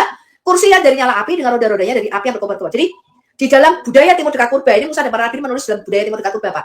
Seorang yang rambutnya putih itu gambaran daripada El atau Allah. Itu digambarkan berambut putih dan berjenggot merah abu-abu. Ya, sampai sini ngerti ya yang dilihat Nabi Daniel. Nah, suatu sungai api timbul dan mengalir dari hadapannya. Ini bukan manusia biasa, ini Elohim, ya. Allah maksudnya. Beribu-ribu melayani dia. Dan selaksa kali berlaksasa berdiri di hadapannya. Lalu duduklah di hadapan Allah nih Pak, majelis pengadilan dan dibukalah kitab-kitab karena dia itu bentuknya kerajaan. Dia punya sidang para raja, namanya anak-anak Allah ya di dalam kerajaan surga. Ayat 11-nya berkata begini, aku terus melihatnya, kata Nabi Daniel, karena perkataan sombong yang diucapkan tanduk itu, aku terus melihatnya sampai binatang itu dibunuh dan tubuhnya dibinasakan dan diserahkan ke dalam api yang membakar. Juga kekuasaan binatang-binatang yang lain dicabut dan jangka hidup mereka ditentukan sampai waktu dan saatnya. Lalu perhatikan ayat 13-nya nih. Aku terus melihat dalam penglihatan malam itu tampak, lihat diperhatikan nih. Datang dengan awan-awan dari langit seorang seperti anak manusia ini Yesus Pak. Dalam koronasi dalam pengangkatannya ke langit dia kan Yesus naik dengan awan-awan ke langit, betul? Nah, ini adalah penglihatan Nabi Daniel tentang Sang Mesias yang ditinggikan. Ya. Yesus dalam keadaannya hakikatnya sebagai manusia dia datang, dia terangkat ke langit, ke surga, lalu dibawa kepada yang hidup kekal itu. Lalu ayat 14-nya dengar nih Pak, kepada sang anak manusia itu, kepada Mesias itu, diberikan kepada sang Mesias itu kekuasaan dan kemuliaan dan kekuasaan otoritas sebagai apa Pak? Raja. Maka jangan pernah berkata, di mana ya Yesus ketika dari Masya, Bu Sofi, di mana Yesus berkata, akulah Allah, pencipta, sembahlah aku. Tidak begitu cara mikirnya orang Yahudi, Pak. Yesus datang itu untuk menggenapi nubuatan perjanjian lama tentang Mesias. Nih, dengar. Bentar, belum selesai. Maka orang-orang dari segala bangsa, suku bangsa, Bahasa apa, Pak? Mengabdi, betul? Kata telah di sini, Pak, ini hanya bisa diberikan kepada yang ilahi, pengabdian yang tertinggi. Maka kita tidak bisa sampai kepada Bapa, mentuhankan Bapa tanpa mentuhankan Yesus sebagai Mesias. Tidak bisa, Pak. Dua, Pak, harus dua. Anda baca di dalam Wahyu 12, terakhir. Habis itu saya kasih kesempatan yang lain. Apakah betul dua-duanya kita sembah? Wahyu 12 ayat 10. Ketika Yesus punya kodrat manusia, dia naik ke surga menjadi duduk di sebelah kanan Allah, menggantikan kedudukan Adam posisinya, memerintah bersama dengan Allah kita. Sekarang Allah dan manusia itu bersatu di dalam diri Yesus Kristus, Pak. Memerintah bersama-sama dengan dia, dikatakan di dalam 1 Korintus 15 ayat 24, supaya Allah menjadi segala-galanya di dalam segala-galanya. Ya. Ini dengar nih, Pak, nyanyian kemenangan ayat 10, Wahyu 12 ayat 10. Dan aku mendengar suara yang nyaring di sorga berkata, sekarang telah tiba keselamatan dan kuasa dan pemerintahan Allah kita. Dan bukan satu. Allah adalah roh. Tidak bisa membatasi tadi loh. Yohanes 4 ayat 24 tadi Bapak bacakan. Allah kita adalah roh. Dan otoritas dia yang diurapinya siapa tuh? Ini kalau Bapak baca bahasanya ada otoritas Kristus, Mesiasnya. Jadi Mesias itu memerintah. Diberikan kuasa ketuhanan di bumi. Atas kehendak daripada Bapa di surga. Supaya Bapa dan Mesias ini memerintah bersama-sama. Maka kalau Bapak pernah ke Israel, istananya Raja Daud itu di sebelah kanannya bait suci. Itu melambangkan Daud itu memerintah bersama-sama dengan Allah kita. Duduk di sebelah kanan itu maksudnya itu. Ya. Bapak baca di dalam Mazmur 110 ayat 3 tadi. Ayat 2. Memerintahlah di antara musuhmu, tongkatmu diulurkan Tuhan dari Sion. Jadi Mesias kita itu memerintah di bumi. Allah itu kalau mau memerintah di bumi, Pak, kerajaan surga itu mau turun memerintah di bumi. Itu tidak bisa langsung karena dia itu roh. Dia perlu tubuh nih loh, Pak. Wadah. Wadahnya siapa? Mesiasnya. Maka dikatakan memerintahlah, Tuhan memerintah di bumi melalui Mesias. Memberontak kepada Tuhan yang zohir, Mesias, Tuhan yang kelihatan. Anda memberontak terhadap surga. Kenapa? Otoritas Mesias itu diberi kuasa sama. Saya kasih tahu Anda, Pak. Hamengkubuwono keberapa nih saya nggak tahu ya, ke-9 apa ke-10 di Jogja. Itu kan di bawah kuasa Presiden RI toh, betul Pak? Otoritasnya dia. Gambaran ini analoginya. Kalau Anda itu di Yogyakarta, Pak, kemudian Anda itu memberontak melawan Sultan, Gubernur Jogja, Anda memberontak melawan pemerintah Indonesia enggak? Iyalah, Pak. Ya iya. Oh, kalau iya. Jadi pemerintahan itu dua, Pak. Ya, pemerintahan Allah kita dan Mesiasnya. Ini Wahyu 12 ayat 10. Disembah nggak dua-duanya? Disembah Wahyu 5. Bapak baca di Wahyu 5. Nah, ini. Mundur sedikit ke Wahyu 5. Terakhir. Ayat 9. Saya mulai bacakan ayat 9. Dan mereka, ini para makhluk roh di surga, menyanyikan nyanyian baru katanya. Engkau layak, engkau ini anak domba Allah. Gambaran Yesus yang disembelih. Engkau layak menerima gulungan kitab itu dan membuka meterai-meterainya karena engkau telah disembelih. Dan dengan darahmu, engkau, maksudnya Yesus sebagai Mesias telah membeli kita bagi Allah dari tiap-tiap suku, bahasa, dan kaum, dan bangsa. Dan Mesias itu telah membuat kita menjadi suatu kerajaan. Jadi, Anda dan saya itu nanti bukan diciptakan untuk masuk surga, Pak. Tapi untuk menghuni bumi yang baru. Dikembalikan lagi posisi Anda dan saya sebagai Tuhan di bumi ini. Dan engkau, Mesias, telah membuat kita, nanti Anda dan saya, Pak, menjadi kerajaan, menjadi raja-raja. Karena Adam yang pertama itu seorang raja. Menjadi imam-imam bagi Allah kita. Dan kita akan memerintah sebagai Tuhan, sebagai raja, sebagai penguasa, bukan di surga, Pak. Manusia tidak pernah diciptakan untuk menghuni surga, tapi di bumi. Lalu Anda baca tuh, ayat 12-nya. Maka katanya dengan suara nyaring, anak domba yang disembelih itu layak untuk menerima kuasa, dan kekayaan, dan hikmat, dan kekuatan, dan hormat, dan kemuliaan, dan puji-pujian. Ini Mesias, Pak, ditinggikan, Pak, menerima hormat dari kita. Dan aku mendengar semua makhluk yang di surga, dalam dimensi roh, yang ada di bumi, dimensi fisik kita, dan yang ada di bawah bumi, maksudnya kerajaan maut, dan yang ada di laut, dan yang semua yang ada di dalamnya berkata, bagi dia yang duduk di atas tahta, dan bagi anak domba. Satu tapi dua tapi satu. Yang duduk di tahta, itu tahtanya cuma satu, Pak. Bapak baca di dalam Wahyu 3 ayat 21. Yesus kata, aku duduk di atas tahta Bapakku, dan memerintah bersama-sama dengan dia. Kita baca ya, Wahyu 3 ayat 21. Barang siapa menang, kata Yesus, ia akan kududukkan bersama-sama dengan aku di atas tahtaku tadi loh, Pak. Tujuan Anda dan saya diciptakan Allah itu adalah untuk bersama-sama memerintah di bumi ini. Duduk di sebelah kanannya. Posisi ini jatuh, Pak, ketika Adam jatuh dalam dosa. kita kehilangan dominion kuasa atas bumi ini. Maka ada sakit, penyakit, kemiskinan, kutuk, kematian, dosa, kejahatan itu masuk dalam dunia ini. Karena Anda dan saya itu kehilangan kuasa memerintah bumi ini. Yesus datang sebagai Mesias, dia memulihkan kedudukan Adam ke posisi semula sebagai raja, sebagai imam, dan sebagai Tuhan di bumi ini.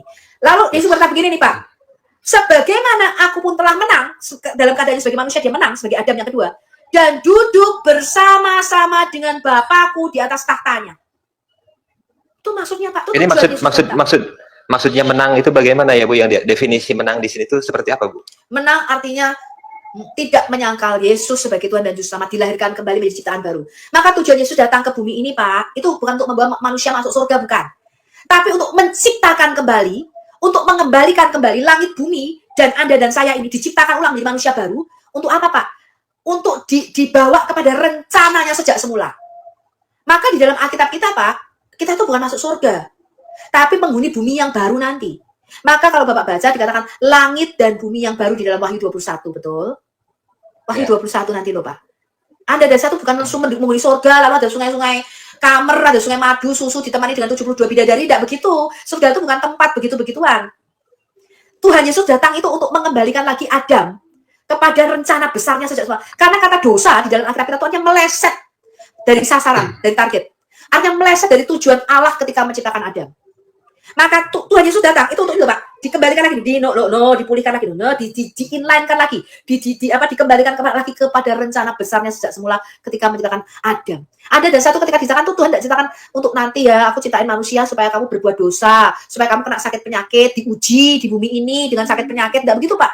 Lalu kamu akan mati, itu nasibmu nak, tidak begitu Pak. Bapak baca kan di kitab Taurat Musa, di kitab Kejadian, ketika menciptakan langit dan bumi ini tidak ada kutuk, tidak ada dosa. Dia melihat segala sesuatunya baik, betul? Lalu ketika Tuhan menciptakan manusia, dia nggak menciptakan Anda dan saya untuk mati. Enggak. Dia menciptakan saya itu untuk punya relasi. Ada. Bu Sophie. Gimana? Bu Sophie, jadi memang saya banyak mendapatkan poin di sini ya tentang sosok siapa itu Yesus. Nah, gini Bu, ya beliau adalah selain Tuhan juga dikatakan sebagai Mesias, betul? Selain Allah, dia juga Tuhan. Selain Allah, dia juga Tuhan, dia juga Sang Mesias, dia juga seorang manusia. Ya, tetapi ini Bu, nah, tetapi dikatakan di Galatia 3:13 itu dikatakan juga dia itu makhluk terkutuk. Jadi memang semua di sini merangkap ya Bu, jadi satu ya Bu, artinya begitu atau bagaimana? Makhluk terkutuk. Coba kita buka Galatia 3. Makanya kalau baca itu yang makanya semuanya jangan ambil potong-potong. Ini saya bacakan ya. Pak Pendeta Cipto yang pernah bilang saya Bu.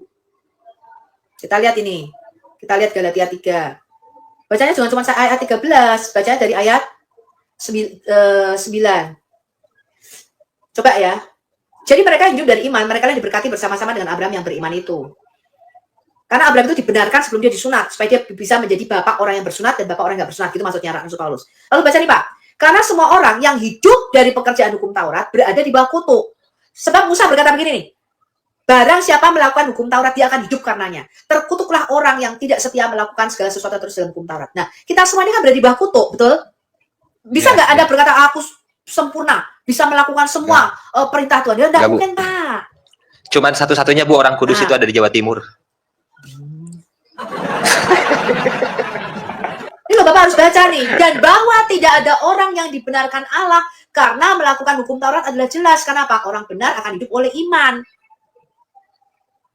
Ya, tetapi dasar hukum Taurat bukanlah iman, melainkan siapa yang melakukannya akan hidup karenanya. Kristus, Mesias, menjadi manusia, menjadi Adam, menggantikan posisi manusia, Adam yang kedua, menebus kita dari kutuk hukum Taurat dengan jalan menjadi kutuk karena kita. Jadi di atas kayu salib, Allah itu ketika Yesus disalibkan, dia itu melihat ini loh, semua kutuk, semua manusia dosa itu ditimpakan pada Yesus. Maka Yesus berkata, Eloi, Eloi, lama sabachthani, Allahku, Allahku, mengapa engkau meninggalkan aku? Di dalam kemanusiaan Yesus itulah ditimpakan segala dosa manusia, dia menjadi kutuk. Tadi loh dia pakai mahkota duri, Pak. Ya? Ya, dia menjadi kutuk karena kita kan? Nah, tapi coba Bapak buka sekarang 2 Korintus 5 ayat 21. Sebentar Bu, 2 Korintus 5 ayat 21, apanya Yesus menggantikan kita menjadi kutuk? 2 Korintus 5 ayat 1. 21. Oh, 21. Mulai ayat 15 dulu deh. Ayat 15-nya apa, Pak? Ayat 2 Korintus 5, 15 ya. Dan Kristus telah mati untuk semua orang supaya mereka yang hidup tak lagi hidup untuk dirinya sendiri, tetapi untuk Dia yang telah mati dan telah dibangkitkan untuk mereka. Nah, dengar nih, Yesus tuh mati dengan posisi kita semua. Lalu Bapak baca ini ayat 17-nya. Yesus datang itu untuk menciptakan manusia baru. Coba. Ayat 17-nya. Ya, 2 Korintus 5 ayat 17-nya. jadi siapa yang ada di dalam Kristus, ia adalah ciptaan baru. Yang lama sudah berlalu, sesungguhnya yang baru sudah datang. Saya jelaskan dulu ini. Yesus berkata begini Pak di dalam Yohanes 3. Kalau kamu cuma lahir sekali dari Adam, dari benihnya spermanya Adam, kamu akan mati 2 kali. Kamu akan mengalami 2 kali kematian. Pertama, kamu mati secara jasmani. Kedua, di dalam Wahyu 19 dikatakan kematian lautan api, neraka, kekal selama-lamanya. Itu kematian kedua. Dua kali mati kamu. Kalau kamu cuma lahir sekali. Tapi Yesus berkata begini kepada Nikodemus, kamu harus dilahirkan kembali. Artinya apa? Diciptakan ulang. Kenapa diciptakan ulang? Kenapa kita harus lahir kembali? Dari air dan roh. Supaya bisa menghuni langit yang baru dan bumi yang baru yang nggak kena kutuk dosa tadi loh Pak. Membersihkan dosa di waktu lalu begitu. Bukan membersihkan dosa, menjadi ciptaan baru. Karena kita ini udah rusak. Saya kasih ada contoh deh Pak. Saya kasih ada contoh. Contohnya gini nih. Kalau suatu pencipta nih, pencipta telepon, iPhone, iPad, mobil, pesawat terbang, sebelum mereka itu diproduksi massal, betul? Mobil misalnya nih, itu dia bikin prototipenya dulu nggak? Dibikin prototipenya dulu nggak? Iya. Pasti bikin prototipenya dulu dong. Nah, di dalam Kejadian 1 ayat 26, ketika Allah menciptakan Adam, Adam itu artinya bentuknya jamak, dia menciptakan kemanusiaan gitu loh Pak. Adam itu bukan tunggal. Kata Adam itu artinya manusia-manusia begitu. Umum. Tapi kalau manusia pertama itu disebut Ha-Adam, artinya manusia yang satu itu. Nah, sebelum kita ini diproduksi massal, sebelum Anda dan saya itu dilahirkan, kita ini semua miliaran manusia ini dicetak, diproduksi massal Pak, dari spermanya Adam. Dia itu bikin prototipenya dulu Pak, cetakan pertamanya dulu. Cetakan pertama ini dibuat tuh jantan dan betina, laki-laki dan perempuan. Bapak baca itu di dalam Kejadian 1 ayat 28.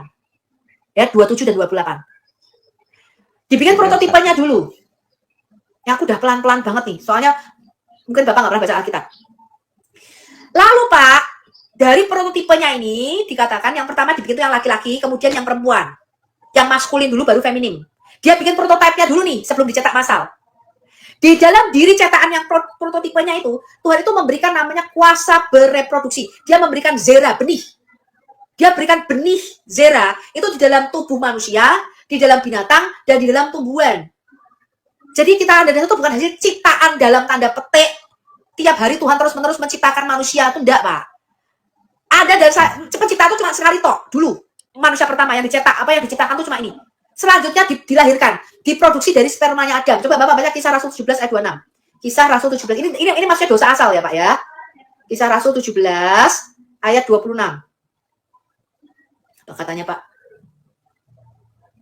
Dari satu orang saja ia telah menjadikan semua bangsa dan umat manusia untuk mendiami seluruh muka bumi.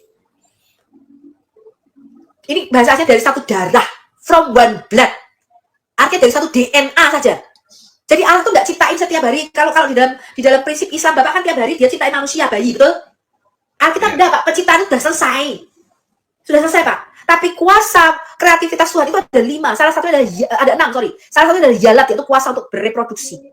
Di dalam diri Adam yang pertama, manusia pertama ini Pak, itu diberikan namanya sperma, benih. Di dalam perjanjian lama namanya zera. Kata zera itu artinya benih, biji. Dan cuma sekali aja dihembuskan nafas ke dalam nyawa itu, cuma sekali aja dihembuskan di dalam lubang hidung Adam. Namanya Nesema Kaim, itu dihembuskan nafas kehidupan, ada banyak kehidupan dihembuskan pada manusia pertama ini Pak. Lalu dari benihnya Adam ini Pak, yang satu ini cuma satu tok, itu dilahirkan semua manusia di muka bumi ini. Bukan tiap hari Allah menciptakan bayi, tidak. Iya. Ngerti ya? Iya, paham. Inilah turunnya dosa asal. Lah, cetakan pertamanya rusak. Saya kasih ada contoh Pak, ketika Toyota misalnya. Maaf nih ya, bukan contoh-contoh aja nih. Toyota ya, analogi. Toyota itu mengeluarkan Agya Ayla misalnya. Dia kan masih bikin prototipenya dulu loh sebelum diproduksi massal. Iya. Semua produksi massal ini itu pasti kan ngikuti cetakan pertamanya ini, betul? Betul nggak? Misalnya nih, Iya. iPhone 14 itu. Semua iPhone 14 Bapak beli mau di Amerika, mau Bapak beli di Indonesia, pasti kan dimensinya 6,1, ngikuti cetakan pertamanya, betul? Iya. Betul nggak? Nah, sekarang Bapak baca Kejadian 5 ayat 1 dan 2. Cetakan prototipenya pertama rusak, Pak. Bapak baca Kejadian 5 itu, ayat 1 dan 2. Kalau Toyota Agya ini, prototipenya tuh misalnya ada airbag-nya yang rusak, atau ada remnya yang brake-nya yang nggak ini, pasti semua produksi massalnya ngikuti cetakan pertamanya ini rusak, betul? Ya, ini Dan tentang ini Bu, tentang keturunan Adam dan penciptaan manusia ya, Kejadian 5 ayat 1. sekarang saya tanya, kalau misalnya ada laporan kecelakaan, ternyata ada yang salah nih pada waktu dia produksi massal, pada waktu dicetak, maka apa yang terjadi? Ditarik balik Pak sama Toyota Pak, diproduksi ulang. Demikian juga Anda dan saya Pak. Coba Anda lihat ini, inilah daftar keturunan Adam pada waktu manusia itu diciptakan oleh Allah. Dibuatnyalah Adam menurut rupa Allah, gambar Allah. Laki-laki dan perempuan diciptakannya mereka. Dia memberkati mereka dan memberikan nama mereka Adam. Jadi ini beda dengan Islam. Di dalam Alkitab Pak, dua-duanya ini yang laki-laki dan perempuan namanya Adam Pak. Jadi Adam itu bukan ini, Adam itu manusia gitu Pak. Ada dan satu juga Adam. Tapi dibikin prototipenya itu laki-laki dan perempuan, Zakar dan Nekebah namanya. Ya. Tapi perhatikan ini ayat 3-nya. Setelah Adam hidup 130 tahun, Adam ini sudah jatuh dalam dosa nih, dan diusir keluar dari Taman Eden. Dia memperanakkan dan diciptakan lagi, Pak. Dari Zera ini. Zera ini bahasa Yunani di dalam perjanjian baru menjadi sperma untuk manusia, untuk manusia dan binatang, menjadi kata spora di dalam perjanjian baru untuk tumbuhan. Nah, dari Zera, benih spermanya Adam, itu dia melahirkan, memperanakkan seorang laki-laki menurut rupa dan gambar Adam yang sudah rusak. Bukan lagi menurut rupa dan gambar Allah. Kita tak kehilangan gambar Allah itu. Lalu memberi nama Set kepadanya. Ini setelah Kain membunuh Habel. Ini Pak asal dosa, ada satu cetakannya udah tadi Pak, kayak prototipenya rusak Pak. Ada error. Ada error. Pada prototipe pertamanya ini sudah error, manusia pertamanya ini error. Anda dan saya itu nggak diciptain tiap hari. Ada satu hasil ini loh Pak, apa namanya, produksi massal spermanya Adam. Nah, Yesus berkata begini Pak, karena semua manusia ini dari hasil spermanya Adam. Kalau kamu cuma dilahirkan sekali tok dari mamamu, kamu nggak bisa masuk kerajaan surga. Dunia langit yang baru dan bumi yang baru nggak bisa. Karena di langit yang baru dan bumi yang baru ini nggak boleh ada dosa, nggak boleh ada kutuk. Dikembalikan lagi kepada rencana penciptaannya sejak semula. Nah, lalu Yesus berkata begini kepada Nikodemus, lalu gimana caranya dong aku masuk kerajaan surga itu? Kamu harus lahir kembali. Nikodemus bilang begini, loh, aku sudah tua jenggotan begini, masa aku masuk lagi ke dalam rahim ibuku? Enggak begitu kata Tuhan Yesus. Kamu harus dilahirkan kembali dari air dan roh. Ada apa? Tadi loh Pak, di dalam 2 Korintus 5 ayat 17 tadi, menjadi ciptaan yang baru. Maka kita tuh dibaptis, itu artinya apa? Baptis itu artinya mati dari manusia lama, kemudian lahir karena dari air Pak, sama seperti bayi itu loh, dari air ketuban ibu. Dilahirkan kembali dari air dan roh. Tanda kita itu diciptakan ulang. Yang pertama kali dia ciptakan ulang adalah roh kita. Roh ada dan saya begitu dibaptis, terima Yesus, begitu Yesus selamat, roh ada dan saya itu langsung lahir kembali. Jiwa kita Pak, pikiran kita yang sudah rusak ini, itu terus-menerus dibaharui. Karakter Anda, emosi, sifat-sifat kita yang buruk, itu nggak bisa langsung. Tapi belajar dengan firman. Firman mengatakan, jadilah kamu lemah lembut. Tuh aku dulu orangnya suka berantem kasar. Ya, jadilah ya sebenarnya itu karakter itu berubahnya pelan-pelan selama kita hidup. Itu jiwa. Tapi tubuh, keselamatan yang dijanjikan itu nggak bisa dibarui dalam dunia ini karena tubuh kita makin tua, makin keriput, nanti lama-lama kita mati. Tapi Tuhan berkata begini, tubuhmu akan diciptakan ulang. Aku akan memberikan kamu kebangkitan badan, bukan kebangkitan roh atau kebangkitan jiwa, kebangkitan badan. Jadi orang Kristen itu kami percaya tubuh kami akan diciptakan ulang nanti Pak. Ketika Yesus datang kedua kali, maka kita akan punya roh yang baru, jiwa yang sudah dibaharui, dan tubuh yang baru yang akan masuk ke dalam langit yang baru dan bumi yang baru. That's the whole story of the Bible. Dikembalikan lagi kepada rencananya sejak semula. Gitu Pak. Ya, makanya kita tidak di surga nanti. Bukan ditemani bidadari-bidadari, tidak begitu konsepnya. Iya. Tapi diciptakan ulang. Ibu Sofi. Penciptaan ulang, ya, itu maksudnya. Mungkin terima kasih banyak ya Bu, biar bergantian, ini sudah banyak kayaknya 1,2K sekarang. Jadi ya, pertanyaan tadi yang pertama 1 Timotius 6:16 sudah terjawab, kemudian Lukas, Yohanes sampai Yesaya tadi ya Bu Sofi, terima kasih banyak sekali atas waktu dan kesediaan menjawabnya. Mungkin semoga jadi pembelajaran buat saya, terutama juga mungkin buat teman-teman yang lain Bu Sofi.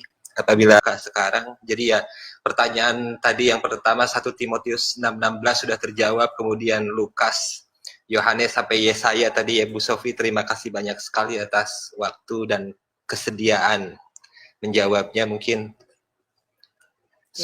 semoga jadi pembelajaran buat saya, terutama juga mungkin buat teman-teman yang lain Bu Sofi. Apabila ada ucapan saya yang kurang enak tadi, mungkin mohon dimaafkan ya teman-teman di sama. Kristen atau di mana. Enak kok, saya senang kok diskusi sama Bapak kok. Terima kasih. Kali masuk lagi ke pertemuan saya. Barakallahu fiik Bu.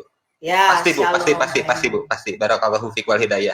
Semoga ya. Selamat menjalankan doa puasa juga ya di bulan Ramadan ini. Thank you Iya, Pak Bu. Boy, kita Makasih, Bu. gantian dulu ya. Iya, baik, terima kasih, Bu.